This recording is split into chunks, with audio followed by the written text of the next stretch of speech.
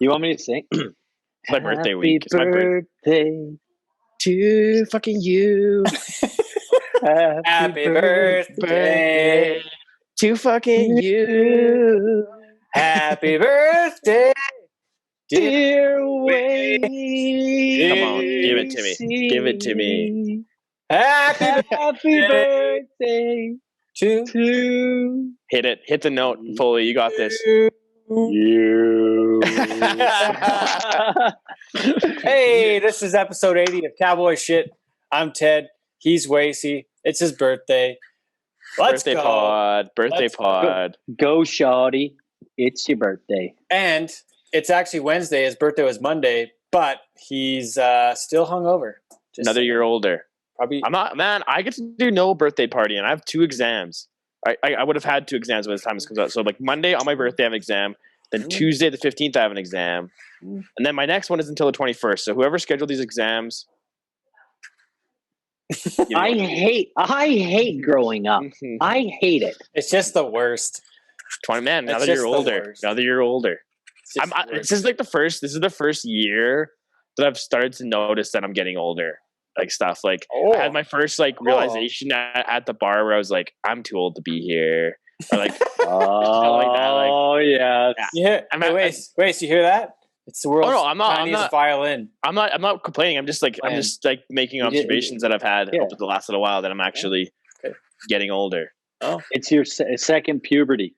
Yeah, literally. Hey, yeah. And you're only about 12 years from the midlife crisis, so there's it's just crisis after crisis, basically. So like just all a crisis. Another milestone. Yeah, another milestone. Anyways, crisis timeline. Anyways, the NFR happened, and it was pretty good actually. I guess I don't know where to go on round of applause to Texas and everybody else involved on making it happen. Like that's huge, given the current climate with COVID and stuff. Mm-hmm. Some of the processes were a little sketchy in my opinion, but I don't think they tested for COVID at all. That's what I mean. Like kind of like there was just like Jacob Crawley did the right thing by getting tested. Mm-hmm. Like that's kind of how many other bronc riders are going to have it or going to give it to their grandparents. How many people are going to die over this? Like I think, I think they didn't do a good job responsibly that way. Like look at the PBR, like they were really thorough, and like even like throughout the process of coming back to it, and we weren't there. So we don't know what exactly happened. Oh, for sure. But like even like throughout the process, they emphasize the steps they've taken to like mitigate the COVID thing to make these events happen. Like they're Gleason was wiping off shoots and like they're putting it on their social media. Whereas like I never heard anything in regards through the media when it comes to COVID protocols with the NFR. We didn't even know what the payout was until the last day. Apparently, yeah. So I think they could have hit the mark a bit better on that. I think we're going to see the repercussions of it over the next couple of weeks, maybe. But nobody's going to report about it then. That's what I mean. Yeah, for sure. So yeah. But I just think that's something that they missed the mark up on. Overall, like, sweet event. The rodeo was good. Yeah, great competition. Close races. It was exciting. Yeah, and it's sweet. They're getting the Cowboys are getting the full payout. Cowboys and Cowgirls are getting the full payout. Judging was crazy as usual. And yes, we can talk about it. Okay, it's okay to talk about the judging. It's a conversation. Ooh, that's a fucking hot topic. Well, and like it's not like we're just random people talking about it. Like we've all been around it. Like it's a conversation. Competed, and like Foley, you raised bulls, so you've been around judging lots. Like we have, like I think we're pretty credited to be able to talk about this stuff. And it's still opinion. And the thing that judging is an opinion. There's things that I like that other people don't. Blah blah blah blah blah. But what I think is the biggest thing was the inconsistency of the judging. I think. Yeah, I think so. You know what I mean? Like if they were consistent with it, but there were spreads that were unbelievable. There's people pissed off about, the bull riding, and I think the saddle bronc are the real two that really got the judging. Actually, you know what? And the bareback the final day. Oh yeah, because I'm going to say Casey Field probably shouldn't have won it. No, shouldn't have won 91. No, for sure. Yeah, and like you know what I mean, but. And the way that they did the re-ride there with the world title on the line, I thought that was kind of fucking weird. That wasn't like they gave the judges like how much time to clear their brain out to get back to instead of getting them back on a horse. I hate to say it, but it's a re-ride. How many other guys had that experience this week and never didn't get a re-ride? Oh yeah, on a similar ride. Or Larson. Yeah. He fucking drew horrible. Yeah. So for one night. And I thought the stock lineup was very inconsistent every night. Especially in the bull riding. 100%. Where some guys had an amazing. Holy shit! Like but they and I'm going to compare it to the PBR. I know it's not the same, but in every round of the PBR, all the guys have the same chance of winning. Where I thought in the horse events and the bull riding, that there was guys who drew horses and bulls that they had no fucking chance. No chance. Like that bull bucked and that horse bucked as hard as it could, but there was another guy that was on a fucking 22.5 and they were on an 18, 17 and they rode him and they didn't get a fucking rerun. A good example would have been Stage in that of the first day of the Eliminator pen when he was 82 points on that bull. Like he has no chance of winning on that bull. No. And like I said, Oren Larson, I thought just drew horrible, and his horses, he should have got fucking rerides. Like you're riding for a world title, and you get to keep a 78. I know that's brutal. In my opinion as well. Get the fuck out of here. So yeah. No, also, I want to say we were talking about the stock, and there was 36 Canadian animals went down this year. 5 bulls, 14 bareback horses, and 17 broncs. We talked about that. The horses showed out. Yeah, the Calgary horses were huge. Calgary had 17 of the 36, almost half of the animals there. Not a bull this year, which was new for them in the past few years. Without night moves had been there in the last couple of years, and a couple of those Todd Braithwaite bulls over the past different seasons. But kind of a little bit of a lower amount. Hasn't been that few since about 2014, based on the numbers when I was looking at things. So been quite a while. Which is tough given the situation of the season. Yeah, exactly. Yeah. And Calgary had a big year, and Calgary's a PRCA rodeo now, so you got to get those Calgary horses in there just in case. Anyways, but yeah, good, solid NFR, a lot of tight races. 2 events go down to less than $500, or 500 points / dollars, whatever they're calling them. It was a pretty close year and something that I hadn't seen in a long time in my my 10 years covering this thing now. I don't know if there's ever been 2 events that have been that close. Special year, but it was really, really close that way. The tie down rope, and I got to say, for Shad Mayfield to go in there and rope 4 of 10 and then win the world still, it was only by $236, I think, but it was kind of disappointing to see a guy that did so terribly end up winning. But everybody else just kind of had a rough week. Like Marty Yates just didn't capitalize on 4 or 5 rounds when he could have placed and won the world. And even like Shane had a problem too. Like if he had been a couple tenths faster on some of his rounds, he would have won. That last night, yeah. Like it's just crazy how the margin for error was so small. And that begs the question: is the average really something that needs to be considered? Or should it all just be in the rounds and just make it the fastest time every night? The average kind of makes somebody almost. But hold on, let me get this done. The average kind of makes people almost safety up, compete a different way. Where if it was all in the rounds, it would be a more exciting rodeo every night and be less confusing, honestly. I was texting, Corb was asking me, like, what's the difference between the aggregate and the average and all this different stuff and, like, all the different terminology.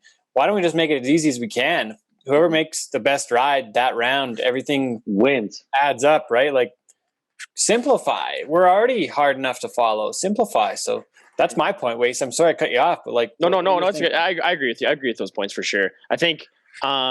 the average rewards people for doing the best throughout the week. I think the average is better off in the rough stock stuff.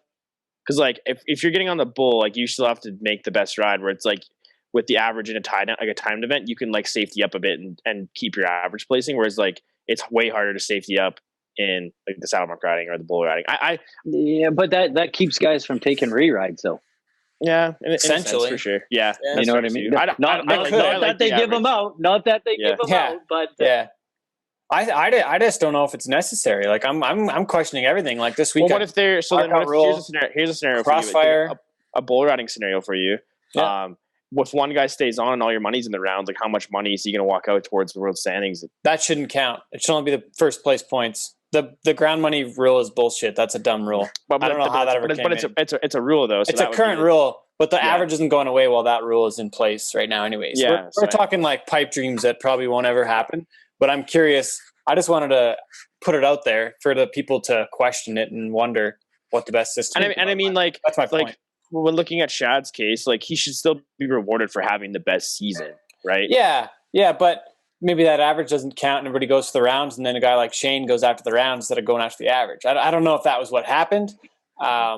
He definitely, he was 8 seconds in the last round. One wrap, he might have been 7.5 and could have won, but he was going for the average. So that, and the average is where he made most of his money. But if he was going for the round every night, I would way rather watch Shane Hanchey go for the round and try and be under 7 every night than that's a good point. Be 8 flat every night and win the average, because he won it on 81. It was 81 point something over the week, which is an average of 8.1 seconds. I'd rather see him try and be 6 or 7 every night, not 8.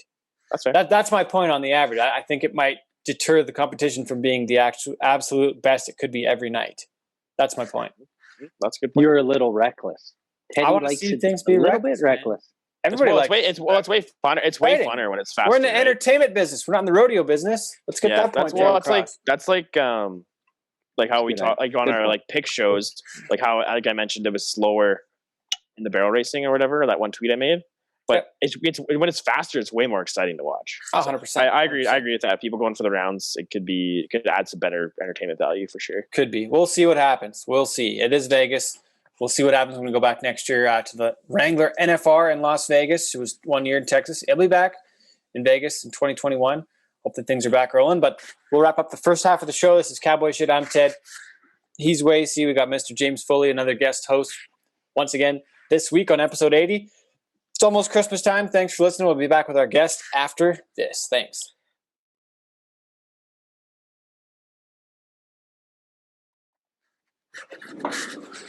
Oh, he's doing it. Hey, it's episode 80 of Cowboy Shit. Ted and Wacey. Special guest host today, James Foley. Wacey Anderson down there on the screen. I was going to do a spin around on my chair, but I didn't want to get my cords tangled up and muck myself out. Okay. Foley could do it. He's wireless, but anyways, here we are. He's got them big boy AirPods. Exactly. Well, thanks everybody for being here today. We got our guest. We're going to get right into it here, this part of the show. Today we're speaking with a team roper, engineer, rodeo committee member, and the founder of Bottom Hand Ranceh Services from Airdrie, Alberta via Dubai. It's Tariq Elnaga. Howdy. How's it going? Hey, great. Thank you, sir. Thanks for having me. Thanks for doing the show. We wanted to talk to you today specifically because you got home from the Wrangler NFR in Texas just on Friday, I believe, right? A couple of days ago. Yep, you bet. Yeah. So we can call you our live reporter from Texas. Made it first hand look. Yeah, and didn't even get the Rona. How about I did not. No, I am Rona free, sir. So yeah. Gotta like that. So let's just start off on the bat. Tell us about the finals in Arlington. So I've been going, this is my 4th NFR, and it was an immense amount of fun. If you were to break it down as to comparing just the rodeo to straight rodeo, this felt a lot more like it was an excellent rodeo, but it felt a lot more like a traditional rodeo. So not better or worse, it just didn't have the glitz and the glamour that Vegas does. And because of the size of the arena, when you think about, you put the stock and the competition aside for a second and talk about the production, you had 4 pickup men versus 2. You had a significantly bigger arena, so about 3 times the size. So every time you did have a buck out, or even just chasing out your timed event stock, it was a bit longer. So I think on average it ran about 30-45 minutes longer than Vegas from a production standpoint, but it was still exceptionally produced. It was just more traditional in its format. Were you far away from the action? As a fan, is it to me? It feels like you'd be so far away that it would be not as good of an experience as in Vegas. So there's some upsides and downsides. So you are definitely, it's just a significantly bigger arena, but it's brand new. I didn't know this. I think it was first used in March of this year. So brand spank, it's not even a year old. So the facilities are outstanding. The concessions and where you get your drinks and so on is really well designed. Now, in terms of the viewing spot, you are further back, but it is a fairly steep arena. So you're you're pushed out towards the action. The screens are huge, so if you missed some detail and you wanted to watch the replay, I love that this year you could get the scoring for all 4 judges, stock and rider, come in as they go along. And then on the power board, and this wasn't really obvious on TV because I went and watched this, on the power board, they put every result as they come in. So you could just, you could glance around and you're like, well, who's got the best score or who's got the, best time? You're there. Now, what I will say, the biggest advantage over Vegas is that whole warm-up holding pen area. You get to see, it's exposed. So you get to see all the stock loading, people warming up, chatting. I got to see, and you could spot him because he was wearing his CFR jacket, Logan Bird, getting TJ ready every night for Shane Hange. And that was cool because these are things you'd never get to see in Vegas. That being said, Vegas is fast, it's loud, it's that was one thing. The audio, I think they need to fix in that arena. It's pretty boomy, but I mean, it is much bigger and a lot less dense. But I would say, would I go again in Texas? Absolutely. Do I love the Vegas format? Yes. No, one's not better than the other. They're just pretty different. What did you think of the openings? That was different this year with a friend of ours, Luke Coffin, ended up being the director. Randy Bernard was one of the producers, along with another guy from the PBR, WCRA, and different times Clayton Cullen. What were those openings like compared to Vegas? I thought they were specifically the Canadian one was one of the best we've had, I thought. I think the openings were, like, from a technology standpoint, you're dealing with an arena that's 30 years newer, so you definitely get better production quality. You get a ton of space to do what you need to do. The Canadian opening was outstanding. I still think they do need to run Miss Rodeo Canada in the opening 100%. rather than the awkward screenshot. But I will say, the grand entry, only because the Thomas Mack is so much smaller, looks a lot more dangerous, and just it has that excitement of packing 120 horses, give or take, in a basketball size arena versus a ball diamond. So it's not as dramatic, I would say, but definitely incredible production quality. Yeah. James, will go to you for one. Did you, being that it was a baseball diamond, what I mean? I figured that everybody was going to have good seats, but I was waiting to see that one person that got a shitty in the outfield seat and had to watch the rodeo from behind, and you could just see him back. You know what I mean? But the only thing, this was probably the first NFR I had watched whole through. So to tell you, what I mean, what Vegas was like. Now, the big thing I found was people are absolutely torqued about the judging. When you were there, did you see anybody in the stands come on, yelling or?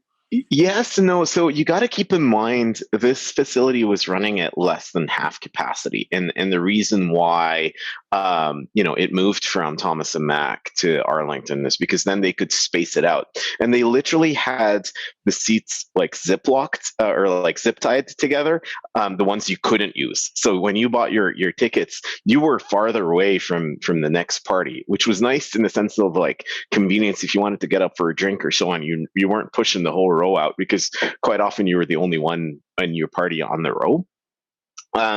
So the crowd, even if they were loud, weren't filling this arena with noise because it was, at half capacity, sold out. I will say though, in terms of audience engagement, you every now and then you would get the awes about a score or so on. The scores were tough. There are certain things, I think it was at Oren's second or third go around where he didn't get a re-ride. That got called out by even a couple of the fans there. They're saying, what's going on.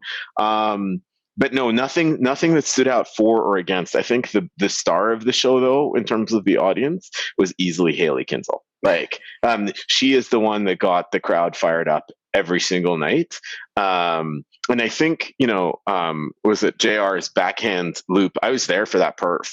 And I think most people didn't see it because it happened so quick.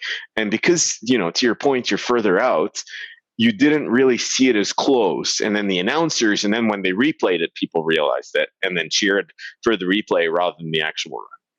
Wacey, you put your hand up. Yeah, when it comes to, like, you touched on fan experience, one thing that I found kind of funny was them playing the audio from the, like, winner circle interviews. Stan, like, did that actually add value, or were you even able to understand what they were saying? Hardly. I think it depends on where you sat in the arena. That if you were directly in front of a speaker, great. But if not, it was pretty boomy. And I'm wondering if the audio for the arena was designed to have 26,000 people in rather than 15,000. And then because of that, it was pretty boomy. You could hear a little bit of it. But the way I looked at it, and I was talking to the folks we were sitting with, is I said, when I want the audio, I'll go watch it, the replays back on the Cowboy channel. I'm there for the atmosphere and the experience and the stockyards and just being away and getting a little bit of normal, if you want to call it that. So, but yeah, no, you couldn't hear a lot of it. I remember in one of the first or second interviews, they didn't even have feedback for the person being interviewed, and one of them was like, I can't hear anything you're saying, but you said 92 points. I don't know if you guys remember that. I can't remember who said it. Casey Field, yeah. Casey Field, right.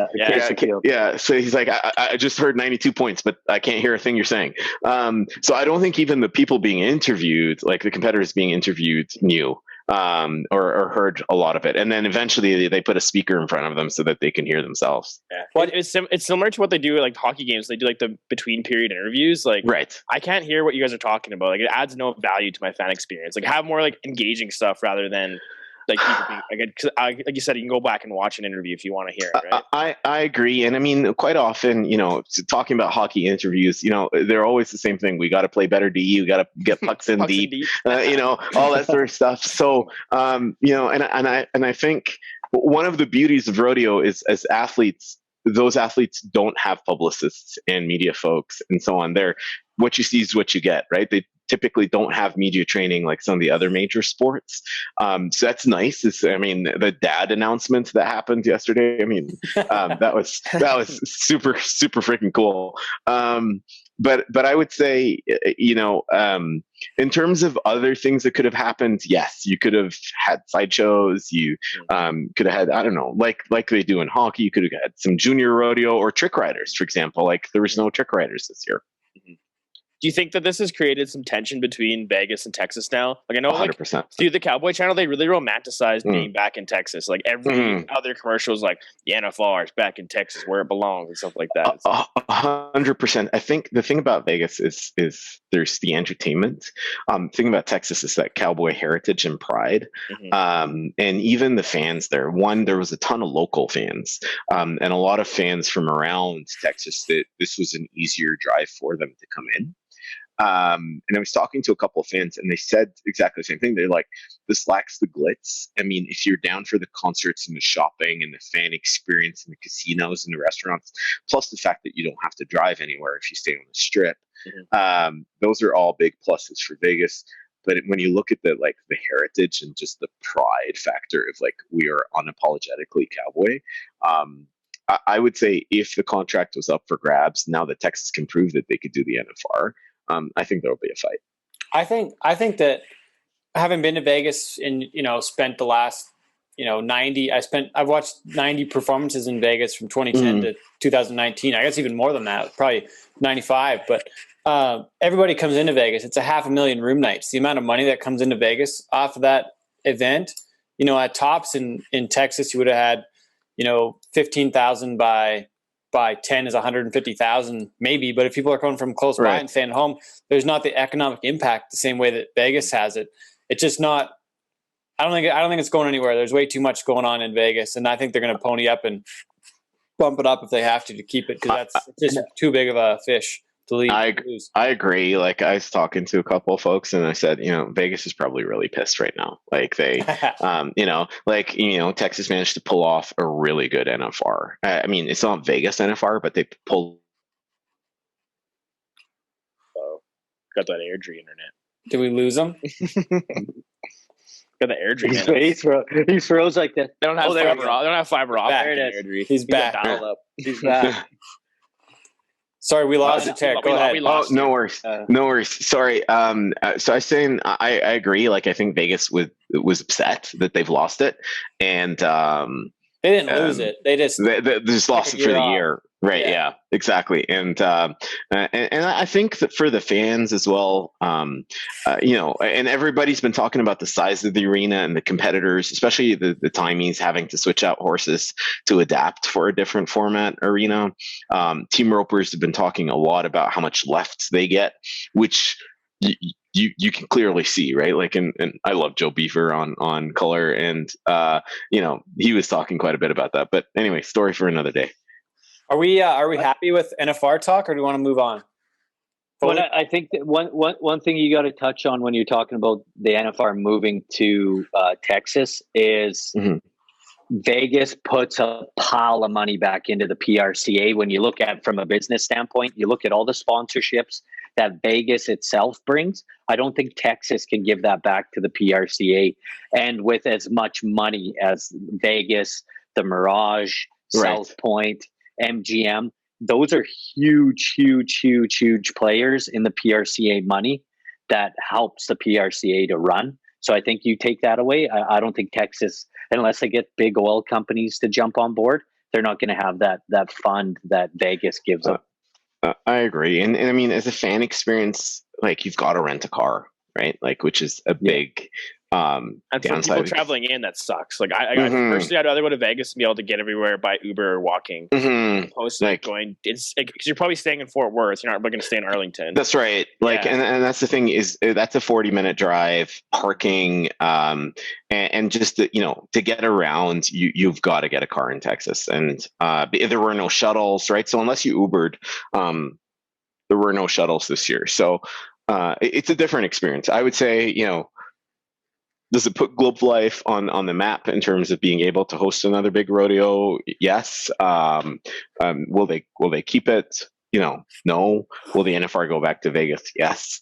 I think. Will it push Vegas to, let's not forget Vegas has got two other big arenas now. So, the Raiders and the Knights. So the thing is, does it stay in Vegas but move into a bigger setup? Maybe, right? Not for a while. Not for a while, because the Thomas and Mack, there's a bunch more updates they've done on it, and it's still the university arena. So that, like, UNLV isn't gonna get rid of their basketball arena. They're not going to go pay MGM to have their basketball games at T-Mobile. So the Thomas and Mack is one of those places that's just not going to go away. But I could see it going to the Raiders Stadium. Like, that could be something. But then again, I could also not see it, because how are you going to ever have 3 weeks of that NFL stadium? Like, that's just not going to happen. That's right. Because you got a week set up, and then you got 2 weeks of rodeo, 2 weekends. Like, there's just no way. And then the tear down as well. Yeah, just no way. But like, even at the Thomas and Mack, and even at that rodeo, it puts such a higher price on those tickets too, because of the scarcity of them. And then you have however many people. Like, my dad came with me to the NFR from like probably 2011 to 2015 or 16 or something, and he didn't go to the Perf one time. Like, he didn't even want to go to the Perf. He'd rather sit in the lounge at the Tropicana and drink his scotch in the evenings and watch the rodeo there and go see the Cowboy Christmas. Like, there are thousands, and like, I don't know how many people it would be exactly, but I mentioned a stat about Vegas where they have 500,000 room nights. There's only 15,000 tickets a night, and there's 500,000 people coming to town for this rodeo. That's just never going to happen in Texas. I'm not going to go to Texas just to hang out around the NFR. But in Vegas, you're going to, because you can go to all the other shows. The people are all in town, the shopping, the everything. There's so much more. So that's that thing. And just a comment for Wacey. Wacey went to the NFR one time. I didn't even see him because he was too effed up the whole time. I think he pissed his pants. I think he got lost in a cab. I'm neither going to confirm or deny any of that. Well, he lost his phone because he pissed on it. Okay. Because you guys, changing the topic, because how many head total of Canadian stock was down for the NFR? Do you guys have that stat? I know Calgary has 17, but I don't have it this year. Usually I'd keep track, but it would have been lower. Usually it's about like mid 50s. It's been anywhere from 45 to 55 the last few years. Without the Kesslers this year, it would have been a lot different. They usually send about 10 or 12, depending. So, and usually a bull or two. It was definitely down this year. but up for Calgary, but down for a number of other people. But right. I mean, and again, Calgary would have got a couple extra because there's no Kessler horses there too. So nothing, not to take away from Calgary, but there's a lot of good Canadian bucking horses that weren't there this year. Mm-hmm. No, it was. I think just in terms of exposure, and I also love that on TV they gave the acknowledgement for Canadian stock. Yeah, like it was incredible. Like it was a lot of Canadian stock. I'll have to go. I'm gonna go look it up for our top of the show, so I have it in here. But anyways, yeah, big year at the NFR. Great, we'll talk about the stats on the top of the show. But let's go. Sure. Let's talk more about you, Tariq. Do you want to start us off, Wacey, or would you like me to? Yeah, I guess like the best way to start is like your story. Like, how did you end up coming from Dubai and jumping on the Airdrie Rodeo Committee of all places? Man, so what I normally do, so I didn't grow up in rodeo or heck, the house I grew up in, we never had a dog or a cat or even a goldfish. So I have no animal experience whatsoever. And but I always travel for an event. So like for my own personal vacations, I always go for a concert, festival or something. And I was sitting at home and watching a Western, and I was like, well, I've never been to a rodeo before. And I thought, hey, this would be cool. So I kind of went online in Dubai and looked up a couple of rodeos, and the Calgary rodeo was going on, the Stampede. So I thought, hey, that'd be cool rodeo to go to. What I wanted to stumble upon. Exactly. Right. Yeah. And, that trip was a trip at many of firsts, and now this is normalized. But at the time, I'd also, it's just not in the culture growing up in Dubai to camp. And I thought, hey, how cool would it be to rent an RV and like sleep in a vehicle and watch the rodeo. So I did. I rented an RV, and I thought, this is pretty exotic. Like I'm actually sleeping in my moving hotel room. And those like tacky RVs that you see around Banff. I was one of those guys. I was 100% one of those guys. Nice.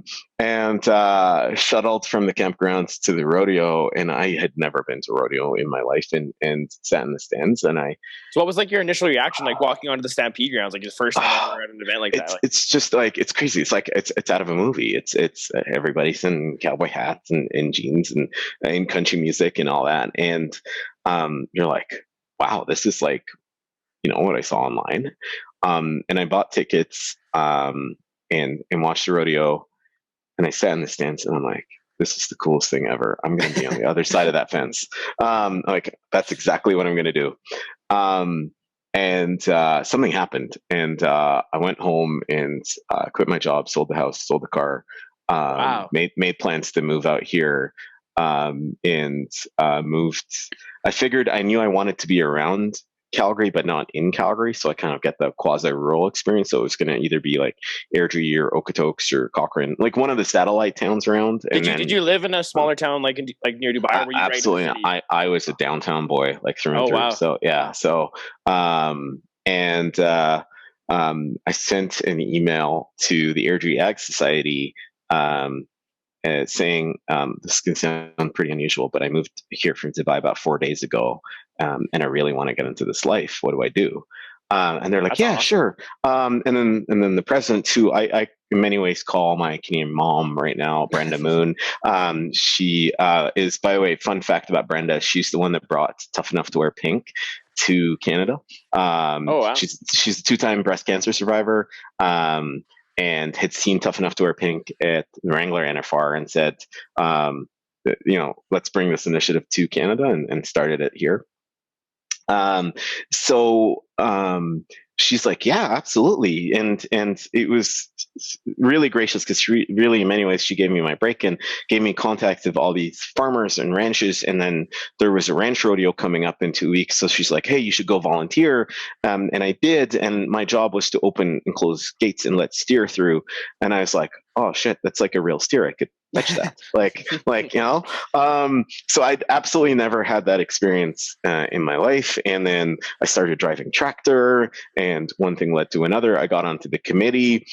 I first job at the Airdrie Pro Rodeo was bartending, and I'm a bit of a night owl, so I think everyone should do this, where they should bartend at a rodeo cabaret in small town Alberta at 1 a.m. when you're sober and everyone else isn't. It is an experience experience, I'll tell you. It's an incredible experience. And then, I started taking riding classes, and then bought a horse, and then bought a second, and then bought a third, and started roping. I did a couple of jackpots this year, which was a lot of fun. And also, oddly enough, starting getting called up by friends who are in the ranching community, like, "Hey, do you want to come rope at our branding?" And I said, me? That's a big honor. Like, not everybody gets to rope with the branding. That's awesome. No, and then I'm like, they're like, yeah, bring a horse. And so I love that part of it too. Like, I love what happens in the rodeo arena, and I love backing into a box, but I also love real cowboy shit, right? And pushing cows or branding or pasture roping or any of that. And it's been an insane experience to do it. And if you would have asked, me 5 or 6 years ago, would you have ever thought? I would have said absolutely not. Like, I've been in Canada just a little bit, I think just a little under or over 7 years now, and it's been an incredible experience. So yeah, it started off with a vacation to the Calgary Stampede, and everybody that asked me, like, why'd you move from Dubai to Airdrie of all places, and I say the Stampede made me do it, and they're like, oh, it must have been a girl, and I'm like, oh no, actually, it was a horse. Yeah, exactly. So yeah, is a horse, and it's just a lifestyle. I love it, and when the Stampede was running for 3 years in a row, the Stampede have a partnership with an organization that brings in and supports new Canadians for employment. And they've called me for the last 3 years and said, we'd like you to keynote our Stampede 101 event for new Canadians, which has been a huge honor. Oh, wow. And they're like, well, because you're the only new Canadian we know that's in rodeo. And I'm like, well, that's really sweet.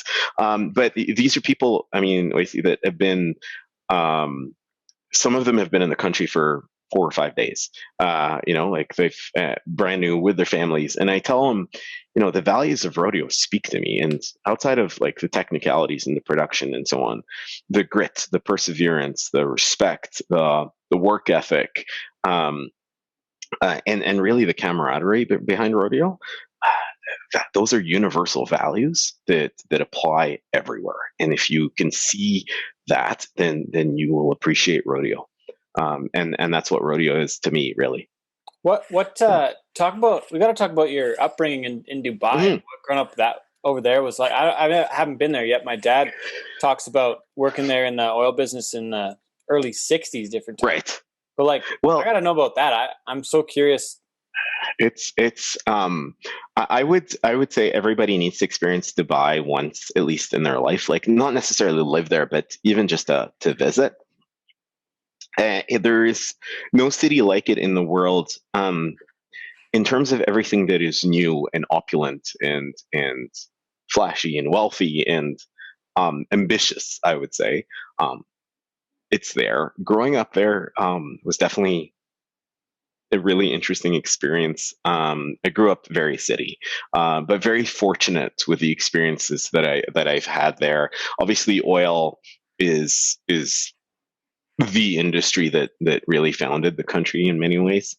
Hence, a lot of us why we're engineers, and why moving here corporately, my corporate life translated pretty easily. Moving into oil. But I would say it's a very luxurious life, and it's one where a lot of stuff is provided and accessible to you. What I do miss, people ask me, is there anything you missed? And I'm like, well, I do miss the accessibility to travel. One of the things that shocked me moving to Canada was this is my new country. I'm going to go out and explore it. And I looked at the cost of domestic travel, and I'm like, it's insane. Oh shit. Right. Yeah, exactly. Exactly. And in Dubai, you could decide, on a Tuesday night, I want to go with my friends to Barcelona for the weekend and find really accessible travel.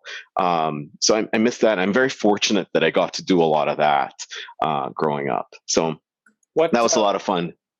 What part of the city were you in? I'm just looking at the map right now just to get a little familiar. Right. So, we'll use a Canadian reference. So the ski hill in Dubai, I lived about 15 minutes away from there, which was actually the first time. So 15 minutes north of the ski hill. And it was actually the first time I'd ever seen snow or sub-zero temperatures in my life to experience them, was in that indoor ski hill. And I would say that was also a part of why, Canada was, I took up snowboarding, and it was a ton of fun. And I'm like, I could do this over the weekends at a real mountain. So it was a lot of fun. So you live close to the tallest building in the world. So that was about a 20-minute drive from home, I would say, from downtown Dubai. Yeah. So I lived in an area called the Springs, and which was fun because it was pretty accessible, and to all the cool spots and the clubs and the ski hill and the towers. Plus, like the dining and the entertainment, you're spoiled for choice. You're like every night, forget every weekend. You're like, well, there's 16 things I could do tonight. Which one am I going to do? So it's ironically enough, a lot of news articles and travel bloggers would call it the Vegas of the Middle East, and I never really understood that until I went to Vegas, and I'm like, oh, this feels a lot like home. Makes sense. It does. It feels a lot like home. The 24-hourness, the energy, the opulence. Like if you think of the higher end resorts on the Strip, it feels really Dubai to me. So I get those Dubai vibes off Vegas for sure. What did your family do? So the same. So my dad is an engineer. My mom was in real estate. That's kind of all I knew. My dad's side of the family are all engineers. So that explains why I kind of became one. I had not a choice of discipline of engineering. So but yeah, they that's what we did. So 15 minutes north of the ski hill, is that on the beach? Like, were you right on the water, or were? Very close. Yes, very close. Yeah. So if you look up the Springs, and it's a fun area. Ted, you and I got to take a trip down there. Oh yeah, I'm in for it. Yeah. Storm wants to go. Ted, I want to go too. Yeah, done. Ted better wear some sunscreen. What was the reaction from your family when you were like, "Yo, I'm packing up. I'm moving to Alberta. I'm going to be a cowboy." I'll tell you, not just family, friends, colleagues. They're like, "Well, you're giving up a great career. You're close to your family, and I mean, life is great there. Like you drive a new car every year, and you're very well looked after, and the tax-free lifestyle too is pretty appealing." But the thing is, when what I found out, so two things, and this is quite a personal experience, is I was working a really great corporate job, and I looked at a lot of our senior VPs, and they made a lot of money, but were they really happy in life? And a lot of them are like, "Oh, when I retire, I'll go buy a farm somewhere." I said, actually, you know what? I'm going to do that right now. And I didn't want to think about what if I didn't do this. And I wouldn't change this lifestyle that I've got now for the world. Did they think I was crazy? Absolutely. I'm very fortunate that I've got friends and family that were super supportive around me, and they're like, "Well, if it makes you happy, try it out." And the worst that could have happened was it didn't work out. And you end up back home, yeah. Exactly. But the good news was it did work out. And I love Alberta. It certainly is home, very much so. And I feel very much home in this community. There's not a rodeo I could go to in this province that I don't know at least 50 or 60 people there, right? And I love that. I absolutely love that. So yeah, they definitely did think that I was crazy and nuts, but they were also really supportive. At work, on my last day at work, I got, and I have them somewhere here, I got a toy farm set that they gave me, and they said maybe this could be your starter pack that you could play with on the plane until you get your real horses and cows. So and it started off as a joke, but it's actually happened. So it's pretty crazy that way. have you been able to like share that experience now with people like from your circle back there? If they came to visit and you've taken them to Stampede or to Airdrie Rodeo, like how's that been? Absolutely. So my parents came to visit, and the circuit was running, and just the rodeo that was happening that weekend was the Okotoks Rodeo. So I took them there, and the exact words my mom used was, she's like, I feel like I'm watching a Western movie, but I'm actually in it too. She's like, I didn't believe this existed. Like, so absolutely. So I've done the tourist trail with my family, and I've shared rodeo, and we'll talk a little bit about this, but I've shared rodeo with a lot of first timers. And I absolutely love doing that. And sharing this lifestyle and the heritage. Whether through official means like doing Stampede 101 for new Canadians, or just taking friends that have never been to a rodeo before, or family. So yeah, my parents have visited, and I took them to the rodeo, and mothers will always be mothers, and she's like, please tell me that you're not doing this, and I'm like, not at the bucking stock, and she's like, okay, but yeah, I did to answer your question, yes. Would you ever get on a bull just to like try it? I've asked myself that question 1,000 times. I'm a little older now, so I don't bounce back as fast, and I've had a couple of broke course wrecks, just purely out of inexperience. So getting on a bull might, if I was to try any of the rough stock events, I'd do saddle bronc before I did bulls. I think, but I under the right circumstances, maybe. But I don't know, if there was one rough stock event, I would try maybe ranch bronc before bulls. So something I wonder all the time is like, how can we expand rodeo into like different markets and attracting people to the sport? It's kind of good being able to talk to you. Like, so how do you think we can attract more people from like the Middle East or Asia into our sport and kind of make it like a whole new, like could really expand our fan base? Should we kind of even get different contestants from different nationalities and minorities? It's a great question with a long answer. So you tell me when you want to shut up, or if you want me to break it down or so on. Looking at it from the outside. So there are those who grew up in rodeo and that's all they know, which is amazing. And then there's those who look at it from the outside. Many do. And then there's those who look at it from the outside are interested. And then there's a few that are like, you know what, I'm going to pull the trigger and get in.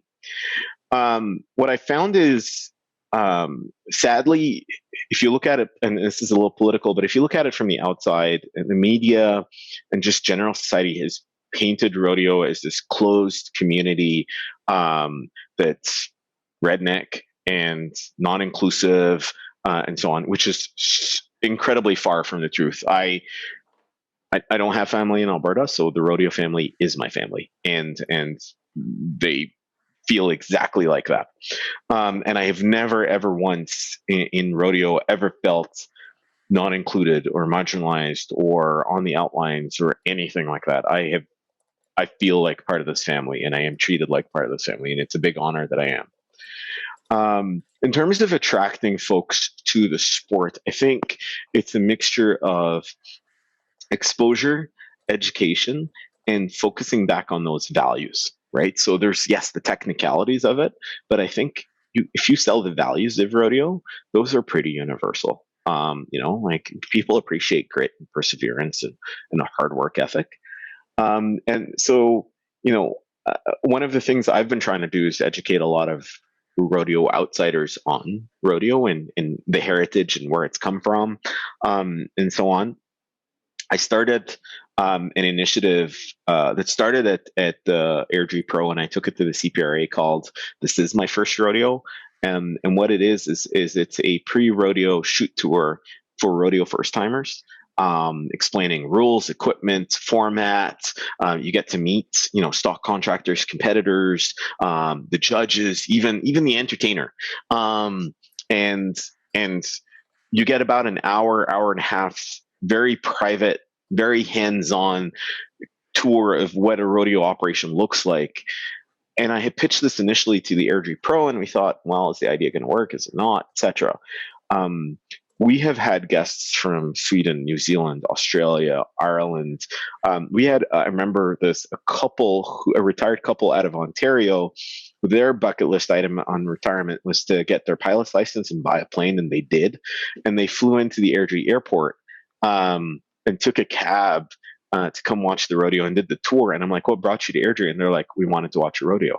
And we thought this is a great way to have accessibility to understanding it rather than just buying tickets and not understanding what was going on.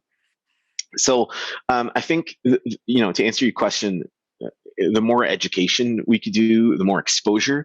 And I think, compared to many other sports, this is a sport that is pretty accessible for fans, whether in terms of ticket prices or even just how close you are to the action, especially for the smaller rodeos. So the more we could do of that, the more we'll see people come in.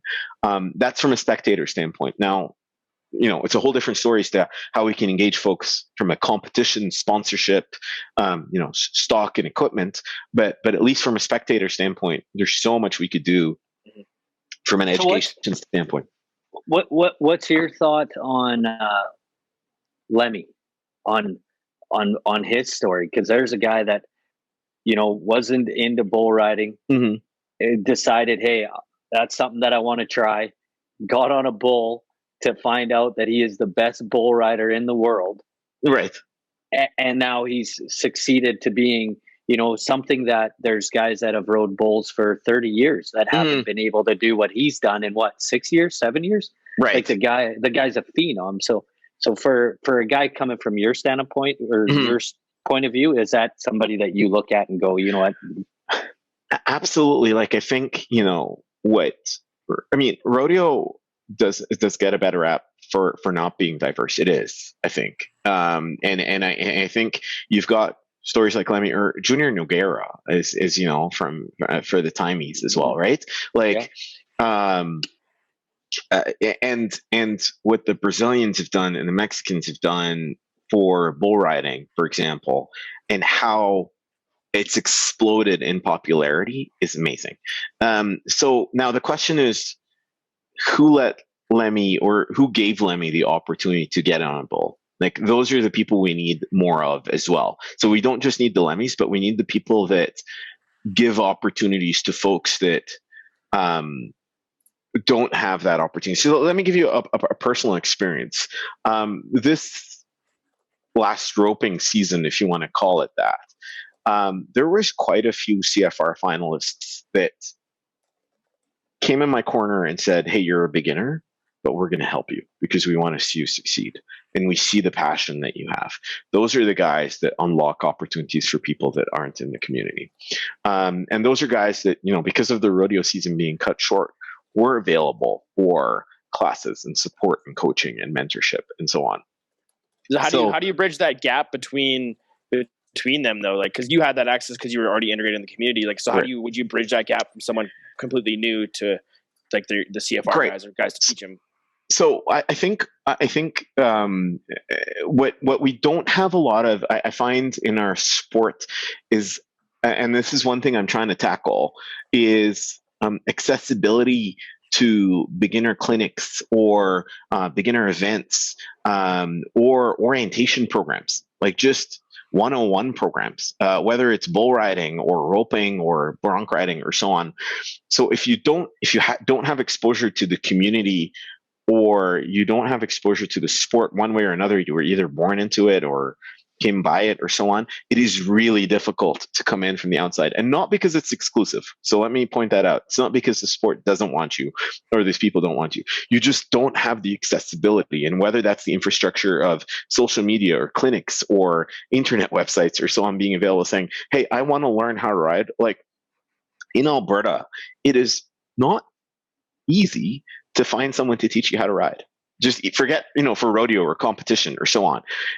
Yet we're horse country. So, it's one of those things where, like, I get that question a lot is like, could you point me out to instructors? And yes, you have to come through them through the network and so on. But is there a website you could go onto or a school that you could go onto that says that? No. The website or the thing, one of the things that gets the most traffic on our website, Everything Cowboy, is schools.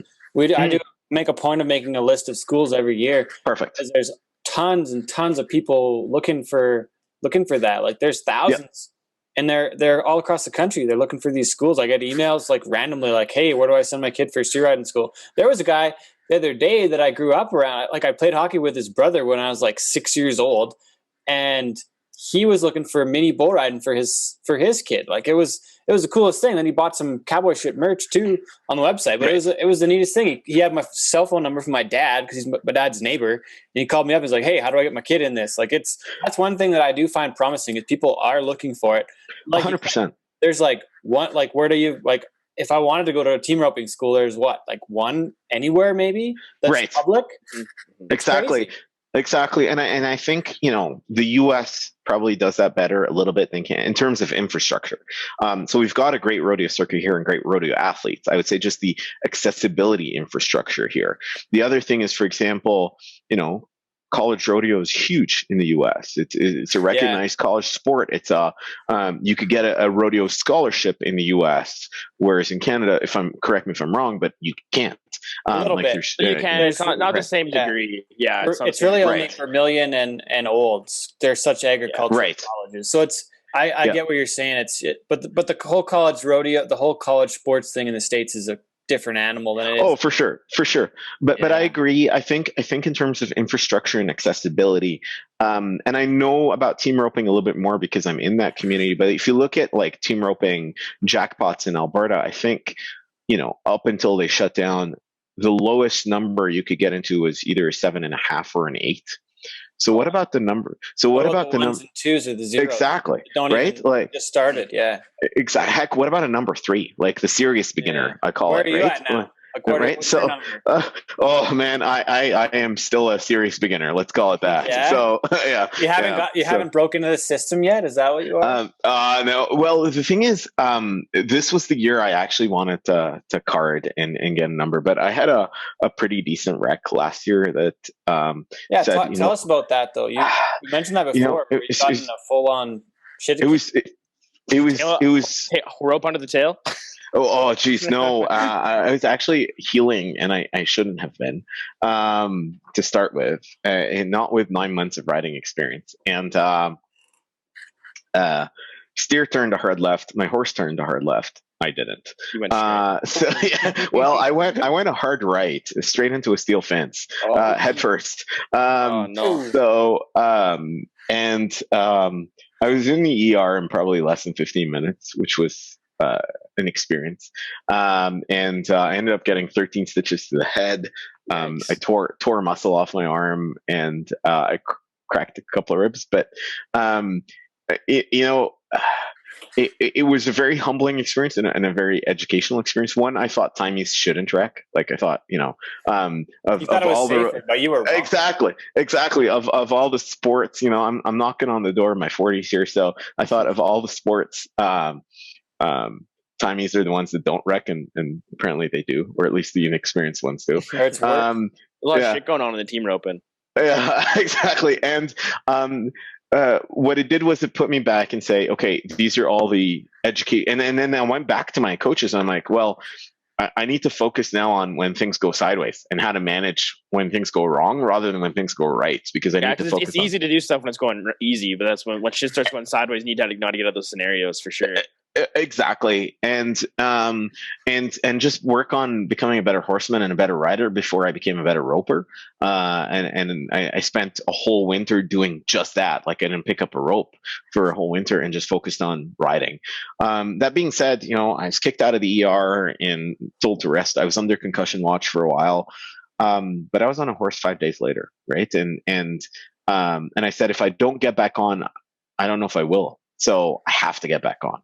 That's like some of the values you learn like through like being part of rodeo in the West. Exactly. You cowboy up and you ride through the pain. And I said, even if it's just a walk, but I didn't even have the like strength to tack up. Like I needed help.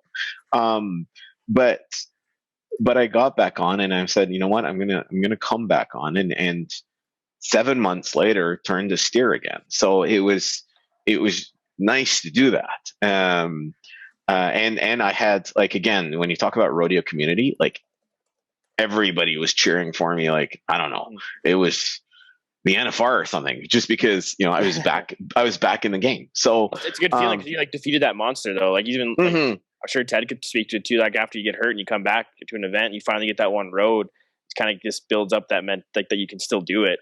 Oh, for sure. Got over it. Yeah. Personally. Right. I know Ted, you had quite the experience too. Mm-hmm. Yeah. Well, with my shoulder, like I had to get my shoulder fixed up, and I just never came back from it. It just kind of wrecked me. I was always my excuse, and just never came back from it. So it wrecked me. Made me quit eventually. Would you do something else? Well, I've roped a little bit, like just had little bull rider jackpots like Prince Albert, and but I'm not that interested, I guess, honestly. And I don't have the capital to do it either. That was the same for me. Like when I quit riding bulls, like I love team rope like for a long time, or since I was a kid. I love it, but I could never reach that level of passion that I had for riding bulls. Right. Team roping. I loved going to practices and jackpots. I would do that all day, but I could never get to a point where I'm like, okay, I'm gonna go on rodeo. Like it's so much more expensive and just like super competitive, and I just didn't have that same level of compete with it. So I have a touchy question for you guys, the bull riders. Then this one's an Airdrie right here. That's my Airdrie picture.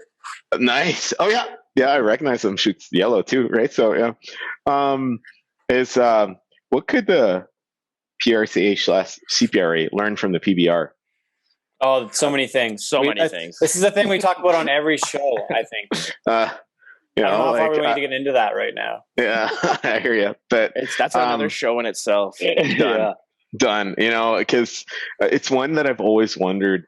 You know, and fully to your point about the business end of rodeo, I feel like the PBR have nailed the business end of rodeo. Like, have absolutely nailed it, right? And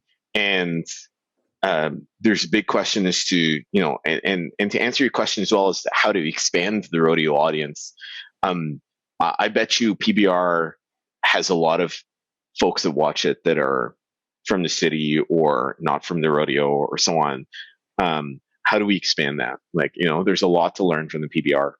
I think the PBR places a higher value on entertainment and its fan experience than 100%. General rodeo does. And I think that's where it like really distances itself. Where like I have buddies like who live in Calgary, like they're city boys, and they come across the PBR on TV and they love watching it. Right. High energy, exciting for them to watch. Like the production. Yeah. There's way more value placed on that. But I think a big thing too in there is the animals used. Being that guys are riding bulls compared to guys riding horses, seems like more people care about horses as they do to the bull. And they're like, wow, you know, the bull's just going to kill that guy if he wants to. Where people feel like horses are getting made to buck and don't have a fair shot against the cowboy, where people are like, you know what, fucking rack him out, woo, got knocked out. You know, but that's where stuff like you've been doing, Tariq, like with the 101 and my first rodeo, like you can really, I think that's the biggest problem too for non-traditional rodeo fans. They're uneducated on like how stuff actually works, and not just uneducated. You know, I want to talk about this is miseducated. So, you know, when I look at the mass media of things like, oh, we tie their nuts. Right. One of the things I always do is get the stock contractor to show what a flank strap looks like, and you know what a bull rope flank strap looks like, and we actually make them touch and feel what a flank strap looks like, and put it around their neck, the audience, and say this is what we use, right? So I think it's not just. You're absolutely spot on. It's not just it's miseducation. Like there's a lot of miseducation out there, either from misinformed activists or the media saying, you know, this is a cruel sport. And that's one of the things that I completely address through Rodeo 101 and through, you know, this is my first rodeo. And the response from the community has been outstanding because now they know. Right. And one of the things I physically do is put someone in a chute, right? Like the tourists, I put them in a chute and close it. And I'm like, this is how much space you have with 1,700 pounds of bull underneath you. And they never realize that until they're actually physically in it. So I want to open that accessibility up to people that don't have access to rodeo. And what I'm very fortunate about is all the rodeo personnel that I've worked with, whether stock contractors. Ted, I ran into you lots, doing that, and the entertainers, the competitors, etc. Even sports medicine folks, they all want to educate, and they educate really, really well. And I'm trying to be the channel that allows for that education.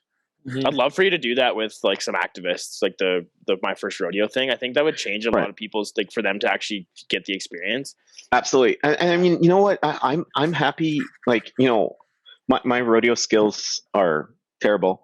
But education and knowledge and communication, especially, like, I want to use my platform as someone who was an outsider. I am an immigrant to Canada, a minority. I wasn't born here. I didn't grow up here. I didn't grow up in the sport. Yet I feel more accepted in this community than any other community I've ever been in. And so that on its own is great proof of how accepting this community is, right? And how inclusive this community is. And then two, I want to be open to educating folks on our sport, on our heritage. So it isn't just how do you get a 90-point ride, but why does saddle bronc exist, right? Like, and why does bull riding exist, and why does rodeo exist to start with, right? James, you got anything? Those animal. Yeah, first thing, I just wanted to say thanks for saying that everything you read on social media isn't true. Right, I appreciate that because I believe a lot of shit I see on there, Tariq, and now I'm going to start second guessing everything. Right. But I go back to the animal activists. Me being a stock contractor, I try, like, it's crazy when I talk to people and they're like, "Oh yeah, bulls, you tie their nuts." Mm-hmm. Like no, like grab when you go home, lady. Right. Grab your husband, just give him that right hand and grab his nuts and tell me what he does, because he's not going to do anything. Right. If you want him to listen, grab him by the nuts, because you're going to stand there and you're not doing anything. Right. So, like, we have people in the summer drive by the house and they'll pull in and they'll be like, "Hey, what are those? They're bucking bulls. You want to go for a quad ride? Well, would you? Yeah, get the kids in here. We'll go for a tour." And I do it for everybody. I have, Ted comes over and you know what I mean? I have no issue showing anybody what we're doing, because we treat them better than most of these people treat their cats and dogs. You know what 100%. I mean? So it's kind of like, I love it. I'm like, "Hey, you want to come to my house any day, because I'll show everybody anything. There's nothing to hide." Absolutely. I'll and I'm, this is an offer to everybody. Is really, I'm more than happy being the channel of education and accessibility to our sport and to both our animal and human welfare, right? I mean, you see how rodeo rallies around rodeo families when there's an injury. It is incredible, right? Like, and I could personally speak to it, with my wreck, the amount of support I got. And then as well, with rodeo folks and how they treat their animals, they are true family members. They're your livelihood. They are part of what you do and part of your identity. So I am more than happy educating folks on something like that. That's pretty cool. I gotta go back to Dubai a little bit. You said you're involved in real estate. I'm looking at a picture of the palms. How insane is that? Man, so making me a bit nostalgic. So here's what I like. I think this is pretty rodeo of Dubai. Is this does not make sense in any way, shape, or form, but we're going to do it because they will come, right? I mean, think of bull riding. Where at the origins of it, where did this make sense, right? But we did it, right? And it's become an incredible part of our sport. So Dubai looks at things and says, and this is quite a bit of a difference in terms of how we do building permits and so on in Canada versus Dubai. But they said it doesn't make sense to build an island that looks like a palm in the middle of the desert and have multi-million-dollar real estate on it, and then hotels and resorts and clubs and an Atlantis resort. But we will, and then people will talk about it. It doesn't make sense to build a ski resort in the middle of the desert, but we will.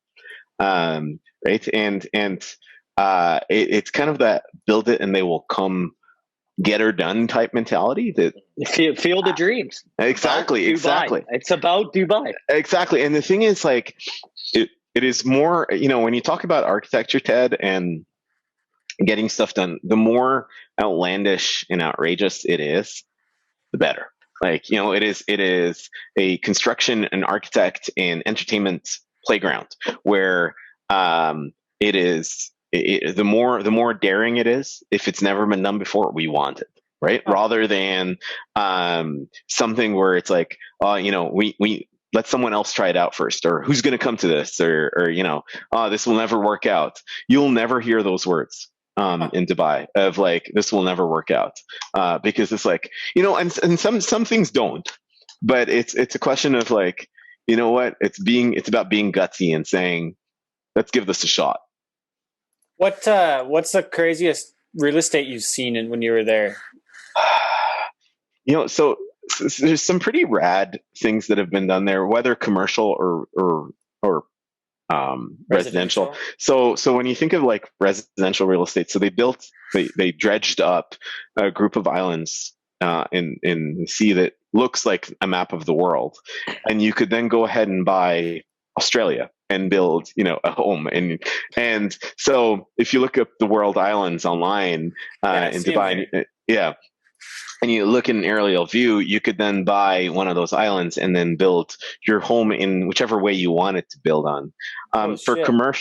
For commercial real estate, I would say Dubai truly invented the 7-star standard of hotel, which I didn't think was possible until I actually started going to hotels internationally. I'm like, I haven't seen the standard yet, where it's just a level of opulence and luxury that they've been able to. There is a restaurant in Dubai, a seafood restaurant, and it's built underwater that you typically take a submarine ride to, and it's built like one of those aquariums where you're sitting in a big glass bubble and you're there. It is just nuts in terms of imagination. But that's a great question. I will say, like, for example, personal experience, getting out of your car and it's 45 degrees to 50 degrees in Celsius in summer in August, and you walk through a tunnel and it's -5 on the other end, and you strap on a snowboard and get onto a quad chairlift for a freestyle night where there's playing punk music and there's a live DJ and there's boxes and rails and jumps. That's pretty nuts to start with. Badass. So wow. So and it's incredibly refreshing when it's so hot to be like in -5. It is absolutely incredibly refreshing. Weather. Oh yes, it is. And it's funny because the first time I actually got onto a Rail Mountain, and I said I'll try COP first before I actually like hit the bigs, like Norquay or Sunshine or Louise or so on. You're like, well, loading on the quad chairlift is the same thing. Getting off the chairlift is the same thing. You're using the same moves. Like, they did a really good job making it feel like a real exactly, and including an après ski bar as well. So like it's just it is pretty outlandish to be in -5 weather in Dubai. I'll tell you that. So that's just bizarre. I just can't believe it right now, what it would be like. Or like, so like, how expensive is it going to be when we go over there? Like, do I got to save up for 3 to 5 years before I can go, or what? It's everybody asks me that question, and it's funny that you do. I would say that it all depends. So people always ask me, is it expensive to live in Dubai? And I say, it depends. So the thing is, you could go out for lunch and get a Big Mac meal for, I don't know, $5 or $6, and have that for lunch, and life is good. Or you could have a 7-star, $400 person dinner. So it really depends on what kind of experience you want to have. Now, the system and the infrastructure and the lifestyle encourages you to spend and live well. It does.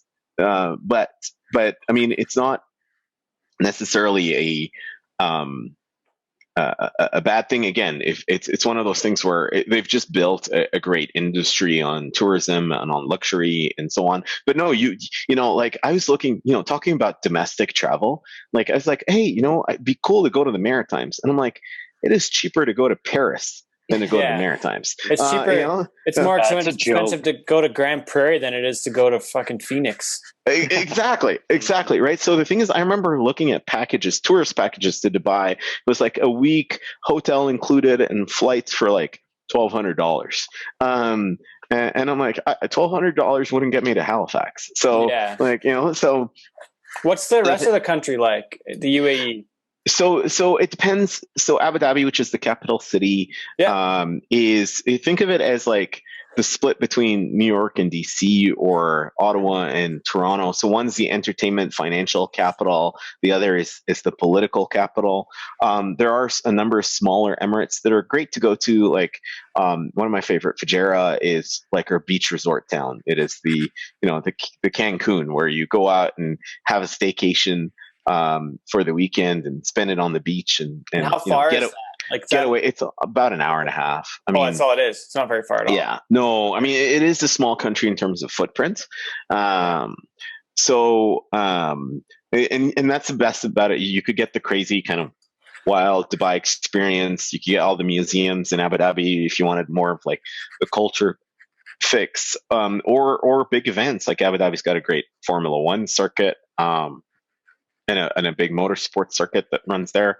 Ferrari World is a Ferrari themed park that happens there.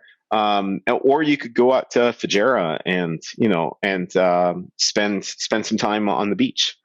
I got to ask about I don't know all the details, and my dad had a story about working over there in the oil business in the 60s, but he told me that he was on the beach or something crazy with his cowboy shit on. Like he has fucking cowboy hat on, his boots, walking along the beach, or something crazy like that. As cowboy people do, right?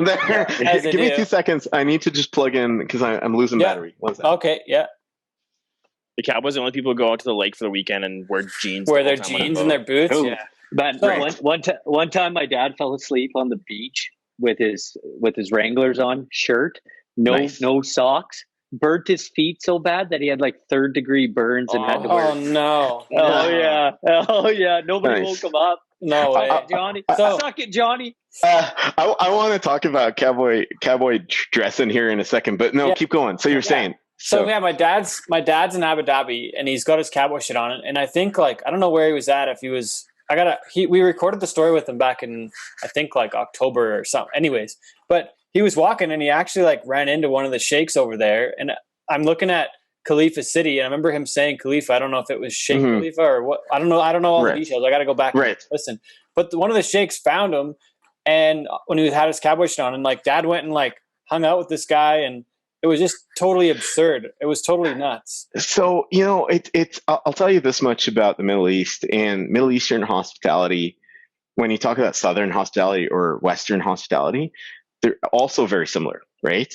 So I've done a ton of traveling since I've moved to North America to the Southern US. All my vacations in the last 6 years have been exclusively for rodeo. Just going to watch rodeos, whether in Western Canada or across Southern and Western US. And Southern hospitality to me was an exotic concept that you saw on TV or in the movies. And it is a real thing. Like when you're in the South and people treat you like family and they invite you into their homes. And I've been to some small towns in the Southern US and just the amount of hospitality and friendliness is amazing. I would say Middle Eastern hospitality is pretty similar. Really? You will be treated as a member of the family.